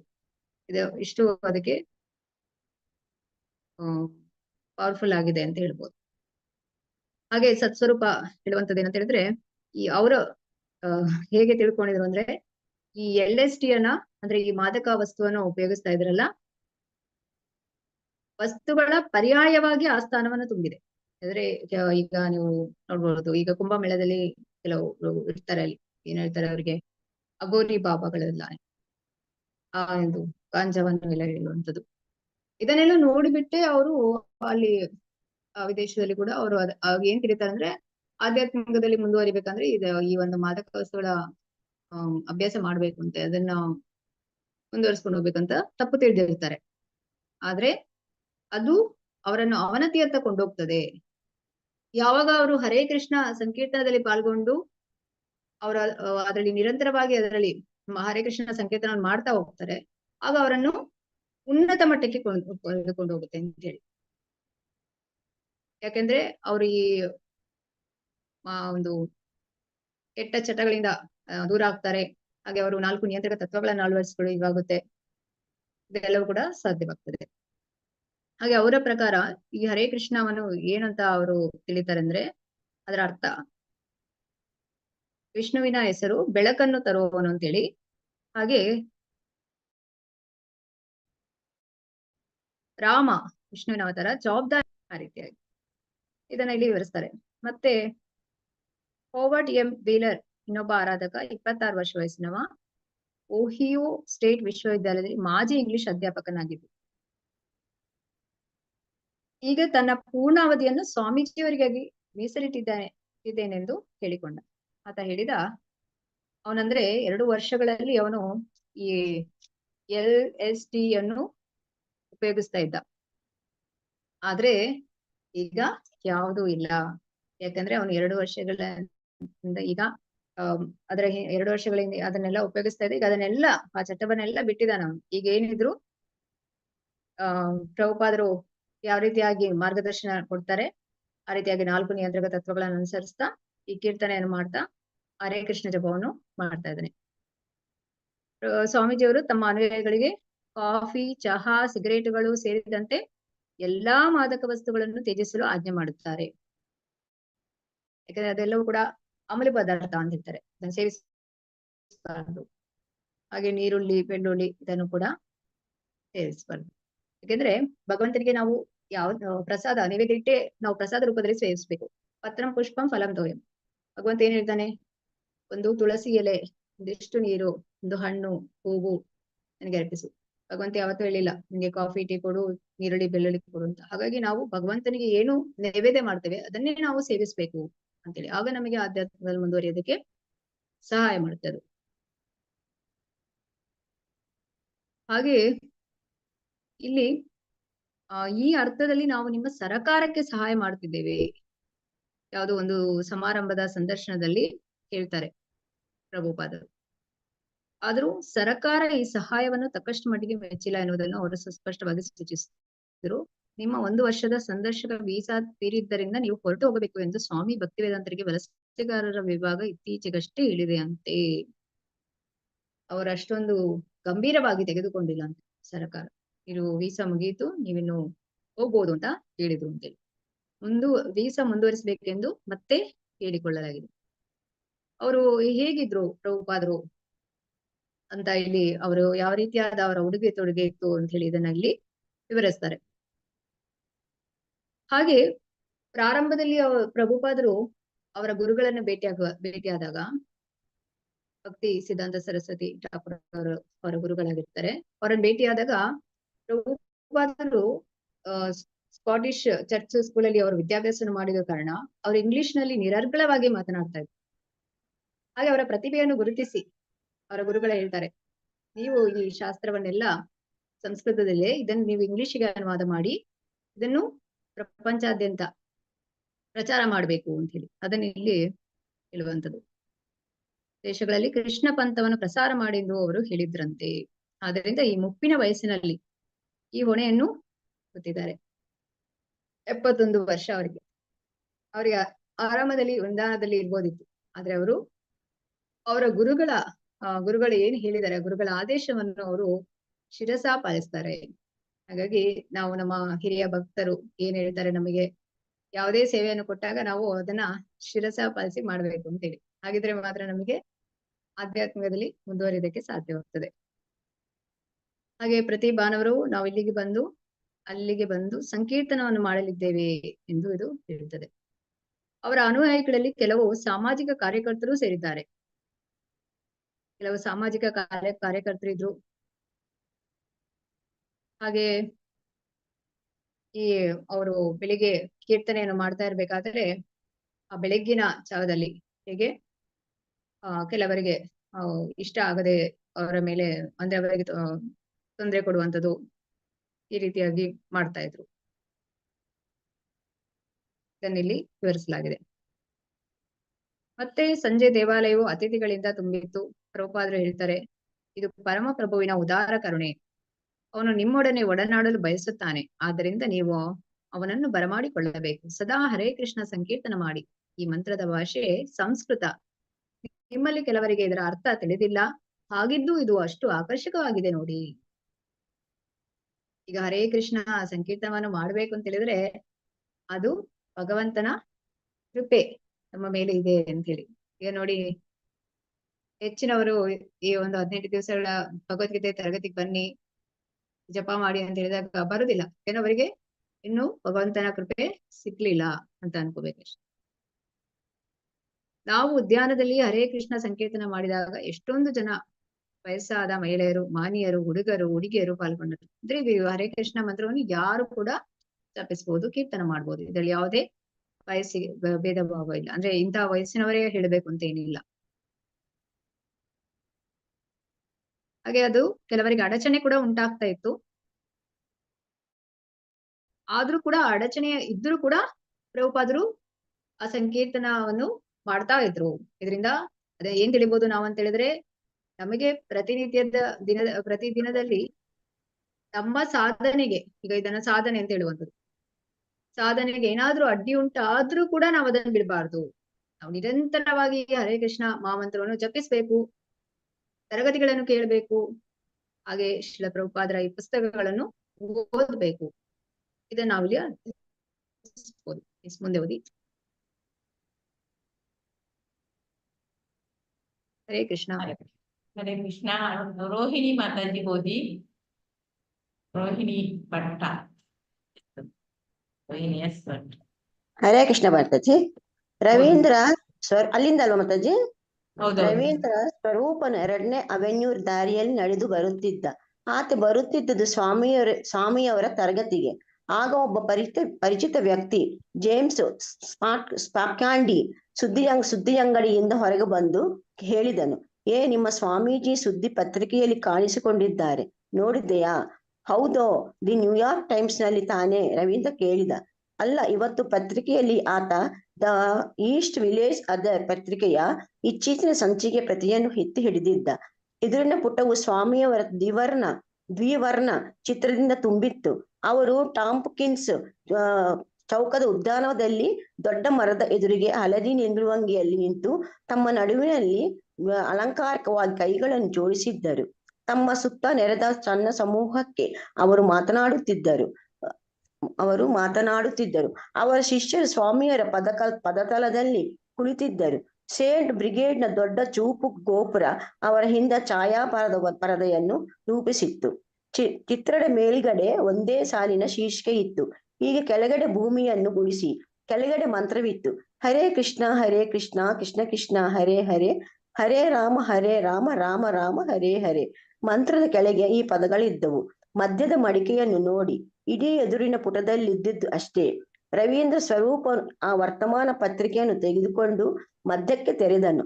ಅಲ್ಲಿ ಉದ್ದ ಲೇಖನೆ ಹಾಗೂ ಸ್ವಾಮೀಜಿಯ ದೊಡ್ಡ ಚಿತ್ರ ಕಾಣಿಸಿತು. ಆ ಚಿತ್ರದಲ್ಲಿ ಅವರು ಎಡಗೈಯನ್ನು ತಲೆ ಮೇಲೆ ಇಟ್ಟು ಸಹಜವಾದ ಆಕಸ್ಮಿಕ ಕ್ಷಣದಲ್ಲಿ ಆತ್ಮಾನಂದ ಪೂರ್ಣವಾಗಿ ಹಲ್ಲು ಕಿರಿದಿದ್ದರು. ರವೀಂದ್ರ ಸ್ವರೂಪ ಗೆಳೆಯನಿಂದ ಆ ಪತ್ರಿಕೆಯನ್ನು ಪಡೆದು ಸ್ವಾಮೀಜಿ ಇದ್ದಲ್ಲಿಗೆ ಧಾವಿಸಿ ಬಂದ. ಅಂಗಡಿ ಮಳಿಗೆಯನ್ನು ತಲುಪಿದಾಗ ಅನೇಕ ಹುಡುಗರು ಅವನೊಂದಿಗೆ ಸ್ವಾಮೀಜಿಗೆ ಪತ್ರಿಕೆ ತೋರಿಸಲು ಹೋದರು. ನೋಡಿ, ರವೀಂದ್ರ ಸ್ವರೂಪ ಸ್ವಾಮೀಜಿಗೆ ಕೊಡುತ್ತಾ ಹೇಳಿದ, ಇದು ಅತಿ ದೊಡ್ಡ ಸ್ಥಳೀಯ ಸುದ್ದಿ ಪತ್ರಿಕೆ. ಪ್ರತಿಯೊಬ್ಬರು ಇದನ್ನು ಓದುತ್ತಾರೆ. ಪ್ರಭುಪಾದರು ತಮ್ಮ ಕಣ್ಣುಗಳನ್ನು ಅಗಲವಾಗಿ ತೆರೆದರು. ಅವರು ಗಟ್ಟಿಯಾಗಿ ಓದಿದರು, ಹೀಗೆ: ಭೂಮಿಯನ್ನು ಉಳಿಸಿ. ಅವರು ಕಣ್ಣೆತ್ತಿ ಹುಡುಗರ ಮುಖಗಳನ್ನು ನೋಡಿದರು. ಉಮಾಪತಿ ಮತ್ತು ಹೈಗ್ರೀವ ಇದರ ಅರ್ಥವೇನೆಂದು ಗಟ್ಟಿಯಾಗಿ ಉದ್ಗರಿಸಿ ಕೇಳಿದರು. ಹೀಗೆ: ಭೂಮಿಯನ್ನು ಉಳಿಸಿ. ಇದು ಪರಿಸರ ವಿಜ್ಞಾನಕ್ಕೆ ಸಂಬಂಧಿಸಿದ ಶ್ಲೇಷೆಯೇ? ಅಣುವಿಜ್ಞಾನದ ವಿಪತ್ತನ್ನು ತಡೆಗಟ್ಟಲಿಕ್ಕಾಗಿ ಉಲ್ಲೇಖವೇ? ಸ್ವಾಮೀಜಿ ಧರ್ಮಬೋಧನೆ ಮೇಲೆ ತೋರಿಬಿಟ್ಟ ತಮಾಷೆಯೇ? ಹರೇ ಕೃಷ್ಣ ಮಾತಾಜಿ ಓದ್ಲಿ ಅದು. ಒಳ್ಳೆಯದು, ಉಮಾಪತಿ ಹೇಳಿದ. ಎಷ್ಟಾದರೂ ಇದು ದಿ ಈಸ್ಟ್ ವಿಲೇಜ್ ಅದರ್, ಇದು ಯಾವ ಅರ್ಥವನ್ನಾದರೂ ಕೊಡಬಹುದು. ಸ್ವಾಮೀಜಿಯವರು ಭೂಮಿಯನ್ನು ಕಾಪಾಡುತ್ತಿದ್ದಾರೆ. ಕೀರ್ತಾನಂದಕ್ಕೆ ಹೇಳಿದ. ಕೃಷ್ಣನ ಅನುಗ್ರಹದಿಂದ ನಾವು ಪ್ರಯತ್ನಿಸುತ್ತಿದ್ದೇವೆ, ಪ್ರಭುಪಾದರು ಉತ್ತರಿಸಿದರು. ಅವರು ಕನ್ನಡಕ ಹಾಕಿಕೊಂಡರು. ಸಾಮಾನ್ಯವಾಗಿ ಅವರು ಭಾಗವತವನ್ನು ಓದಲಿಕ್ಕಾಗಿ ಮಾತ್ರ ಕನ್ನಡಕ ಹಾಕುತ್ತಾರೆ. ಈಗ ಅವರು ಜಾಗರೂಕತೆಯಿಂದ ಆ ಪುಟವನ್ನು ಬುಡದಿಂದ ತುದಿವರೆಗೆ ಒಮ್ಮೆ ನೋಡಿದರು. ಅವರ ಕೈಗಳಲ್ಲಿ ಆ ಪತ್ರಿಕೆ ಅಸಮಂಜಸವಾಗಿ ತೋರಿತು. ಅನಂತರ ಅವರು ಪುಟ ತಿರುವ ತೊಡಗಿದರು. ಮಧ್ಯ ಪುಟಕ್ಕೆ ನಿಂತು ತಮ್ಮ ಚಿತ್ರವನ್ನು ನೋಡಿ ನಕ್ಕರು. ಲೇಖವನ್ನು ಓದುತ್ತಾ ಕೊಂಚ ತಡೆದರು. ಇದನ್ನೂ ಓದು ಎಂದು ಅವರು ಪತ್ರಿಕೆಯನ್ನು ಹಯಗ್ರೀವನ ಕೈಗೆ ಕೊಟ್ಟರು. ಹರೇ ಕೃಷ್ಣ ಮಾತಾಜಿ, ಧನ್ಯವಾದಗಳು ಮಾತಾಜಿ. ಶಿವಶಂಕರ್ ಪ್ರಭುಜಿ ಓದಿ. ಇರ್ಲಿ, ಮತ್ತೆ ಓದ್ಲಿ ಮಾತಾಜಿ. ಹರೇ ಕೃಷ್ಣ. ಸೊ ರವೀಂದ್ರ ಸ್ವರೂಪ ಅಲ್ಲಿ 2ನೇ ಅವೆನ್ಯೂ ದಾರಿಯಲ್ಲಿ ನಡೆದು ಬರ್ತಿದ್ದ. ಆಗ ಒಬ್ಬ ಅಪರಿಚಿತ ವ್ಯಕ್ತಿ ಬಂದು ಹೇಳುವಂಥದ್ದು, ಅವಳು ನಿಮ್ಮ ಸ್ವಾಮೀಜಿ ಸುದ್ದಿ ಪತ್ರಿಕೆಯಲ್ಲಿ ಕಾಣಿಸ್ಕೊಂಡಿದ್ದಾರೆ, ನೋಡಿದೀಯಾ ಅಂತ ಹೇಳಿ. ಅಂದ್ರೆ ನ್ಯೂಸ್ ಪೇಪರ್ ಅಲ್ಲಿ ಬಂದಾರೆ, ನೋಡಿದ್ಯಾ? ಅದಕ್ಕೆ ರವೀಂದ್ರ ಹೇಳುವಂಥದ್ದು, ಹೌದು, ದಿ ನ್ಯೂಯಾರ್ಕ್ ಟೈಮ್ಸ್ ನಲ್ಲಿ ಬಂದಿದೆ ಅಂತೇಳಿ. ಅದಕ್ಕೆ ಇಲ್ಲ, ದಿ ಈಸ್ಟ್ ವಿಲೇಜ್ ಆದರ್ ಹೇಳಿದ್ರೆ ಕೆಲವು ಪತ್ರಿಕೆಗಳು ಹೇಗೆ ಒಂದು ಪೂರಕವಾಗಿರುವಂತೆ ಅದನ್ನ ಹೇಳ್ತದೆ ವಿಷಯಗಳನ್ನು, ಇನ್ನು ಕೆಲವು ಅದಕ್ಕೆ ಸ್ವಲ್ಪ ವಿರುದ್ಧವಾಗಿರುವಂತೆ ಹೇಳುವಂಥದ್ದು. ಅದನ್ನ ಇಲ್ಲಿ ನಾವು ನೋಡ್ಬೋದು. ಹಾಗೆ ಇಲ್ಲಿ ದಿ ಈಸ್ಟ್ ವಿಲೇಜ್ ಅದರ ಪತ್ರಿಕೆಯ ಇತ್ತೀಚಿನ ಸಂಚಿಕೆಯ ಪ್ರತಿಯನ್ನು ತೋರಿಸ್ತಾ ಅದರಲ್ಲಿ ಪ್ರಭುಪಾದರ ಒಂದು ಅಂದ್ರೆ ಫೋಟೋ ಕೂಡ ಇತ್ತು, ವಿವರಣ ಚಿತ್ರದಿಂದ ತುಂಬಿತ್ತು. ಅವರು ಟಾಮ್ಕಿನ್ಸ್ ಚೌಕದ ಉದ್ಯಾನದಲ್ಲಿ ದೊಡ್ಡ ಮರದ ಎದುರಿಗೆ ಹಳದಿ ನಿಲುವಂಗಿಯಲ್ಲಿ ನಿಂತು ತಮ್ಮ ನಡುವಿನಲ್ಲಿ ಅಲಂಕಾರಿಕವಾಗಿ ಕೈಗಳನ್ನು ಜೋಡಿಸಿದ್ದರು. ನೋಡಿ, ಅವರ ಒಂದು ಅಂದ್ರೆ ಹೇಗೆ ಅವರು ನಿಲ್ತಾ ಇದ್ರು ಅಂತ ಹೇಳಿ, ಅಂದ್ರೆ ಅವರು ಪ್ರತಿಯೊಂದು ಅವರನ್ನು ಅನುಸರಿಸಬೇಕಾಗಿರುವಂತದ್ದು ಅಂತ ಹೇಳಿ. ಈಗ ನಾಯಕರಾದವರನ್ನು ಗಮನಿಸ್ತಾರೆ, ಅವರ ಅನುಯಾಯಿಗಳು ಹೇಗಿದ್ದಾರೆ, ಅದನ್ನೇ ಅವರು ಅನುಸರಿಸಿ ಅವರು ಕೂಡ ಅವರ ಒಂದು ಸಾಧನೆಯಲ್ಲಿ ಗುರಿಯನ್ನು ಮುಟ್ಲಿಕ್ಕೆ ಸಾಧ್ಯವಾಗ್ತದೆ. ಹಾಗೆ ನಾಯಕರ ಒಂದು ನೀರು ಹೇಗಿರ್ಬೇಕು ಅಂತೇಳಿ ಇಲ್ಲಿ ನಾವು ತಿಳಿಬಹುದು. ಪ್ರಭುಪಾದರು ಆ ಹಳದಿ ನಿಲುವಂಗಿಲಿ ನಿಂತು ತಮ್ಮ ನಡುವಿನಲ್ಲಿ ಅಲಂಕಾರಿಕವಾಗಿ ಕೈಗಳನ್ನು ಜೋಡಿಸಿದ್ರು. ತಮ್ಮ ಸುತ್ತ ನೆರೆದ ಸಣ್ಣ ಸಮೂಹಕ್ಕೆ ಅವರು ಮಾತನಾಡ್ತಾ ಇದ್ರು. ಶಿಷ್ಯರು ಸ್ವಾಮಿಯವರ ಪದತಲದಲ್ಲಿ ಕುಳಿತಿದ್ರು. ಹಾಗೆ ಚಿತ್ರದ ಮೇಲ್ಗಡೆ ಏನ್ ಬರ್ದಿತ್ತು ಅಂತ ಹೇಳಿದ್ರೆ, ಈಗ ಕೆಳಗಡೆ ಭೂಮಿಯನ್ನು ಉಳಿಸಿ, ಕೆಳಗಡೆ ಮಂತ್ರವಿತ್ತು, ಹರೇ ಕೃಷ್ಣ ಕೃಷ್ಣ ಕೃಷ್ಣ ಹರೇ ಹರೇ, ಹರೇ ರಾಮ ರಾಮ ರಾಮ ಹರೇ ಹರೇ. ಮಂತ್ರದ ಕೆಳಗೆ ಈ ಪದಗಳಿದ್ದವು. ಮಧ್ಯದ ಮಡಿಕೆಯನ್ನು ನೋಡಿ. ಇಡೀ ಎದುರಿನ ಪುಟದಲ್ಲಿದ್ದುದು ಅಷ್ಟೇ. ರವೀಂದ್ರ ಸ್ವರೂಪನು ಆ ವರ್ತಮಾನ ಪತ್ರಿಕೆಯನ್ನು ತೆಗೆದುಕೊಂಡು ಪ್ರಭುಪಾದರ ಬಳಿ ಹೋಗ್ತಾನೆ.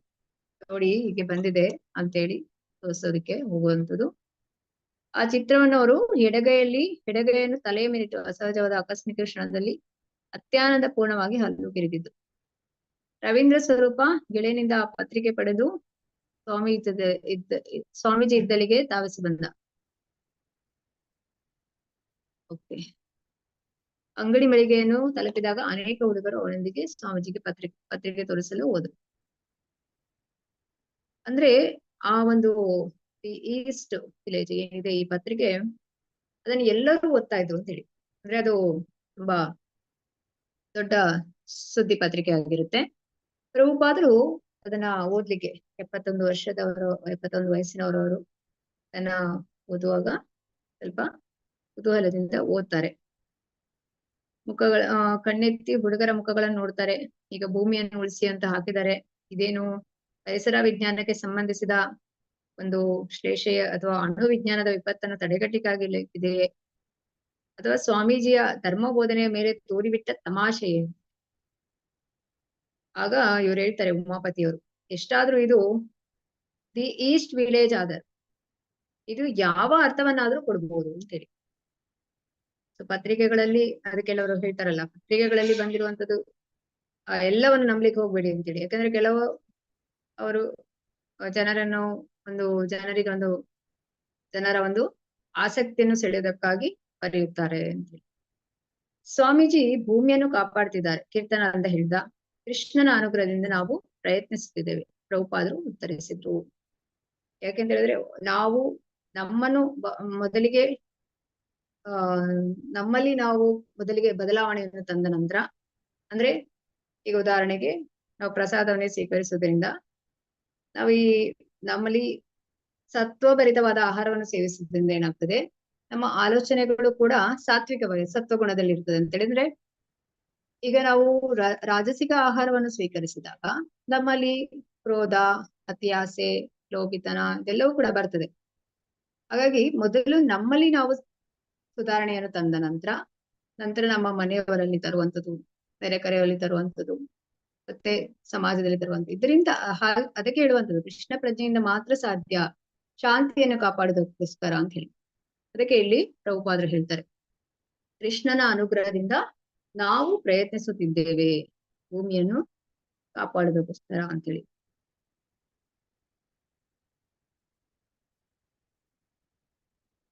ಶಿವಶಂಕರ್ ಪ್ರಭುಜಿ. ಹರೇ ಕೃಷ್ಣ ಮಾತಾಜಿ. ಹರೇ ಕೃಷ್ಣ ಸಂಗೀತ ಮಾತಾಜಿ.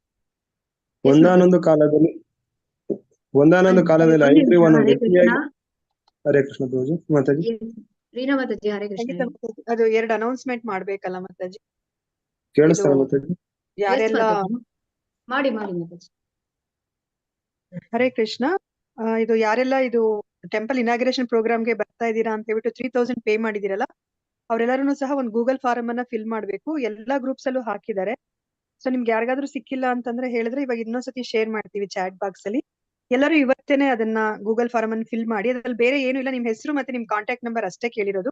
3000 ಯಾರೆಲ್ಲ ಪೇ ಮಾಡಿದ್ರು ಅವರೆಲ್ಲರೂ ಸಹ ಆ ಗೂಗಲ್ ಫಾರಂ ಅನ್ನ ಈಗ್ಲೇ ಫಿಲ್ ಮಾಡಿ. ಅದನ್ನ ರಿಕ್ವೆಸ್ಟ್ ಮಾಡ್ಕೋತಾ ಇದೀನಿ ನಿಮ್ಗೆ ಟೆಂಪಲ್ ಕಡೆಯಿಂದ. ಚಾಟ್ ಅಲ್ಲಿ ಹಾಕ್ಬಿಡಿ ಮಾತಾಜಿ. ಅದು ಹ್ಯಾಂಡ್ ರೈಸ್ ಏನಾದ್ರು ಮಾಡಿಸ್ತೀರಾ ಮಾತಾಜಿ? ಹ್ಯಾಂಡ್ ರೈಸ್ ಯಾರೆಲ್ಲ ಪೇ ಮಾಡಿದ್ದೀರಾ? ಹರೇ ಕೃಷ್ಣ. ಯಾರೆಲ್ಲ 3000 ಪೇ ಮಾಡಿದೀರಾ ಅವರು ಹ್ಯಾಂಡ್ ರೈಸ್ ಮಾಡ್ತೀರಾ?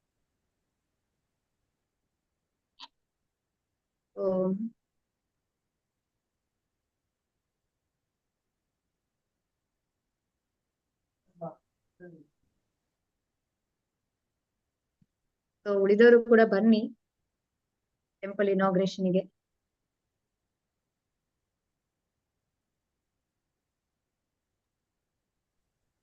ಹರೇ ಕೃಷ್ಣ ಮಾತಾಜಿ. ನಾಗವೇಣಿ ಮಾತಾಜಿ, ರೀನಾ ಮಾತಾಜಿನ ಪೋಸ್ಟ್ ಮಾಡಿ. ನಾನು 10 ಟಿಕೆಟ್ಸ್ ಮಾಡಿದ್ನೆಲ್ಲ ಅರ್ಜುನದ್ದು ನಾನು ಮಾಡಿದ್ದೀನಿ ಗೂಗಲ್ ಫಾರ್ಮ್ ಅಲ್ಲಿ. ನಮ್ ಕಡೆ ಬೆಂಗಳೂರಿಂದ ನಾವು ಬರ್ತೀವಲ್ಲ, ನನ್ ಕಡೆಯಿಂದ ಆಗಿದ್ದ ಟಿಕೆಟ್ಸ್ ನ ಇವತ್ ಮಾಡಿದೀನಿ. ಅಯ್ಯೋ ಮಾತಾಜಿ, ನಾನು ಮಾಡಿಲ್ವಾ? ಇಲ್ಲ, ನಿಮ್ದೆಲ್ಲ ನಾನು ಮಾಡಿದೀನಿ. ಮಾಡಿದೀರಾ? ಮತ್ತೆ ಇವಾಗ ಏನ್ ಮಾಡೋದು? ನಾನು ಮಾಡ್ಬಿಟ್ಟಿದೀನಿ. ಹೆಸರು ಫೋನ್ ನಂಬರ್ ಅಲ್ವಾ, ನಾನ್ ನೋಡ್ದೆ ಹಾಕ್ಬಿಟ್ಟಿದ್ದೆ. ಅದೇ ನಾನು ಅಷ್ಟು ಟಿಕೆಟ್ ನಂಗೆ ಗೊತ್ತಲ್ಲ, ನಾನು ಮಾಡಿದೀನಿ. ಇಲ್ಲಿ ಕೇಳಿ, ಅವರು ಹೇಳಿದ ಏನಂತ ಹೇಳಿದ್ರೆ, ಯಾರು ಮಾಡಿದೀರಿ ಎಲ್ಲರೂ ಕೂಡ ಗೂಗಲ್ ಫಾರ್ಮ್ ಫಿಲ್ ಮಾಡಿ, ಚಿಂತೆ ಇಲ್ಲ. ನಮಗೆ ಒಂದು ಸರ್ವೆ ಮಾಡ್ತಾ ಇದೀವಿ ನಾವು, ಎಷ್ಟು ಜನ ಫಿಲ್ ಮಾಡಿದ್ದೀರಾ, ಎಷ್ಟು ಜನ ಪೇ ಮಾಡಿದಿರಾ ಅಂತ ನಮ್ಗೆ ಬೇಕಾಗಿ. ಪ್ರೇಮ ರಾಘವ್ ಮಾತಾಜಿ ಯಾಕೆ ಹ್ಯಾಂಡ್ ರೈಸ್ ಮಾಡ್ಲಿಲ್ಲ? ಪೇಮೆಂಟ್ ಮಾಡಿದಿರಲ್ಲ. ಹೌದೌದಲ್ಲ ಲಲಿತಾ ಅವ್ರದ್ದು ಮಾಡಿ ಆಯ್ತು. ನಾನು ಹೌದು, ಹ್ಯಾಂಡ್ ರೈಸ್ ಮಾಡ್ಬೇಕಿತ್ತು ಅಂತ ಹೇಳಿ. ಹೌದು, ಸ್ವಲ್ಪ ಸುಸ್ತಲ್ಲಿ 3000 ಪೇ ಮಾಡಿರೋರು ನನ್ ಕಡೆ ಇವ್ರದೆಲ್ಲ ಮಾಡಿದೀನಿ ನಾನೇ. ಮಾತಾಜಿ ಇವಾಗ ಅವ್ರು ಮಾಡಿದಾರಲ್ವಾ ಲಲಿತಾ ಮಾತಾಜಿ, ಇವಾಗ ನಾನು ಪರವಾಗಿಲ್ಲ ಬಿಡಿ, ಡಬಲ್ ಎಂಟ್ರಿ ಆಗಿರುತ್ತೆ ಅಂತಂದ್ರೆ. ಮಾತಾಜಿ ಇನ್ನೊಂದು ಅನೌನ್ಸ್ಮೆಂಟ್ ಏನು? ಹರೇ ಕೃಷ್ಣ ಮಾತಾಜಿ. 5 ಜನ ಇದಾರಲ್ಲ ಏನಾದ್ರು ನಾಯಿ ಕೈದಿಕೊಂಡ್ಪು 5 ಜನ ಅಷ್ಟೇ ಇದಾರೆ ಮಾತಾಜಿ. ಚಿತ್ರಮೋಹಿನಿ ಮಾತಾಜಿ ಇವರೆಲ್ಲ ಮಾಡಿದ್ದಾರೆ. ಇದು ಶಿವಶಂಕರ್ ಪ್ರಭುಜಿ, ನೀವು ಫಾರ್ಮ್ ಫಿಲ್ ಅಪ್ ಮಾಡಿದೀರಾ? ರಿಜಿಸ್ಟ್ರೇಷನ್ ಆಗಿದಾ? ಫಾರಂ ಫಿಲ್ ಮಾಡ್ಬೇಕು, ಮಾಡಿಲ್ಲ. ನಾನು ಇವಾಗ ಚಾಟ್ ಬಾಕ್ಸ್ ಅಲ್ಲಿ ಹಾಕಿದೀನಿ ಪ್ರಭುಜಿ, ಈಗ್ಲೇ ಮಾಡ್ಬಿಡಿ ಪ್ರಭುಜಿ. ಓಕೆ ಮಾತಾಜಿ, ಮಾಡ್ತೀನಿ. ಓಕೆ ಪ್ರಭುಜಿ, ಧನ್ಯವಾದ. ಹರೇ ಕೃಷ್ಣ. ಹರೇ ಕೃಷ್ಣ ಮಾತಾಜಿ. ಶೀಲಾ ಮಂಜುನಾಥ್ ಮಾತಾಜಿ ಮಾಡಿದ್ದೀರಾ ಫಾರ್ಮು? ಈಗ ಮಾಡ್ದೆ ಮಾತಾಜಿ. ಓಕೆ. ಮಂಜುಳಾ ಮಾತಾಜಿ, ಮಂಜುಳಾ. ಹರೇ ಕೃಷ್ಣ ಮಾತಾಜಿ. ಲಲಿತಾ ಮಾತಾಜಿ ಮಾಡಿರ್ತಾರೆ ಮಾತಾಜಿ. ಓಕೆ. ಮಾಡಿದೀನಿ ನಾನು. ಎ ಮಂಜುಳಾ, ಕಾಂತಮಣಿ, ವಿ ಮಂಗಳ, ಪ್ರೇಮ ರಾಘವ ಅವ್ರದ್ದೆಲ್ಲ ಮಾಡಿದೀನಿ ಮಾತಾಜಿ. ನಂದು ಇನ್ನು ಬಾಕಿಯವರು ಬರುದಿಲ್ಲವಾ? ಛಾಯಾದೇವಿ ಮಾತಾಜಿದು, ಸುದರ್ಶನ್ದು ಎಲ್ರದ್ದು ಮಾಡಿದೀನಿ. ಅನುಸೂಯಮ್ಮ ಮಾತಾಜಿ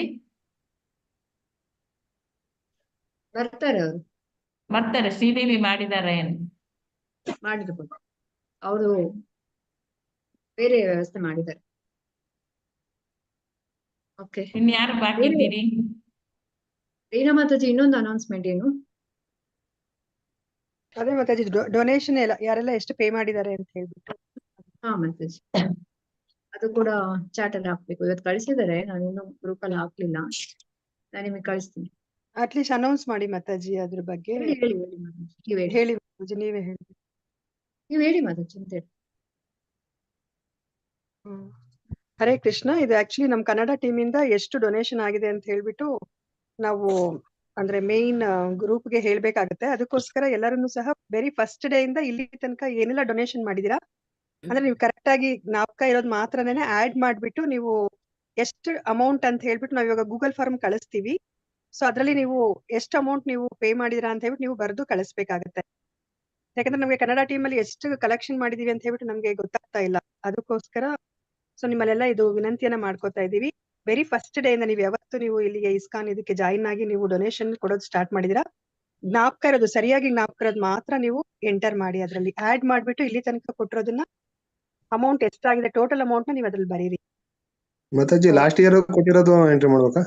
ಎಲ್ಲ ಪ್ರಭುಜಿ 2020 ಇಂದ ಏನೆಲ್ಲ ನೀವು ಯಾವ ಇಯರ್ ಜಾಯಿನ್ ಆಗಿದ್ರೋ ಅಲ್ಲಿಂದ ತಗೊಂಡು ಇಲ್ಲಿ ತನಕ. ಓಕೆ.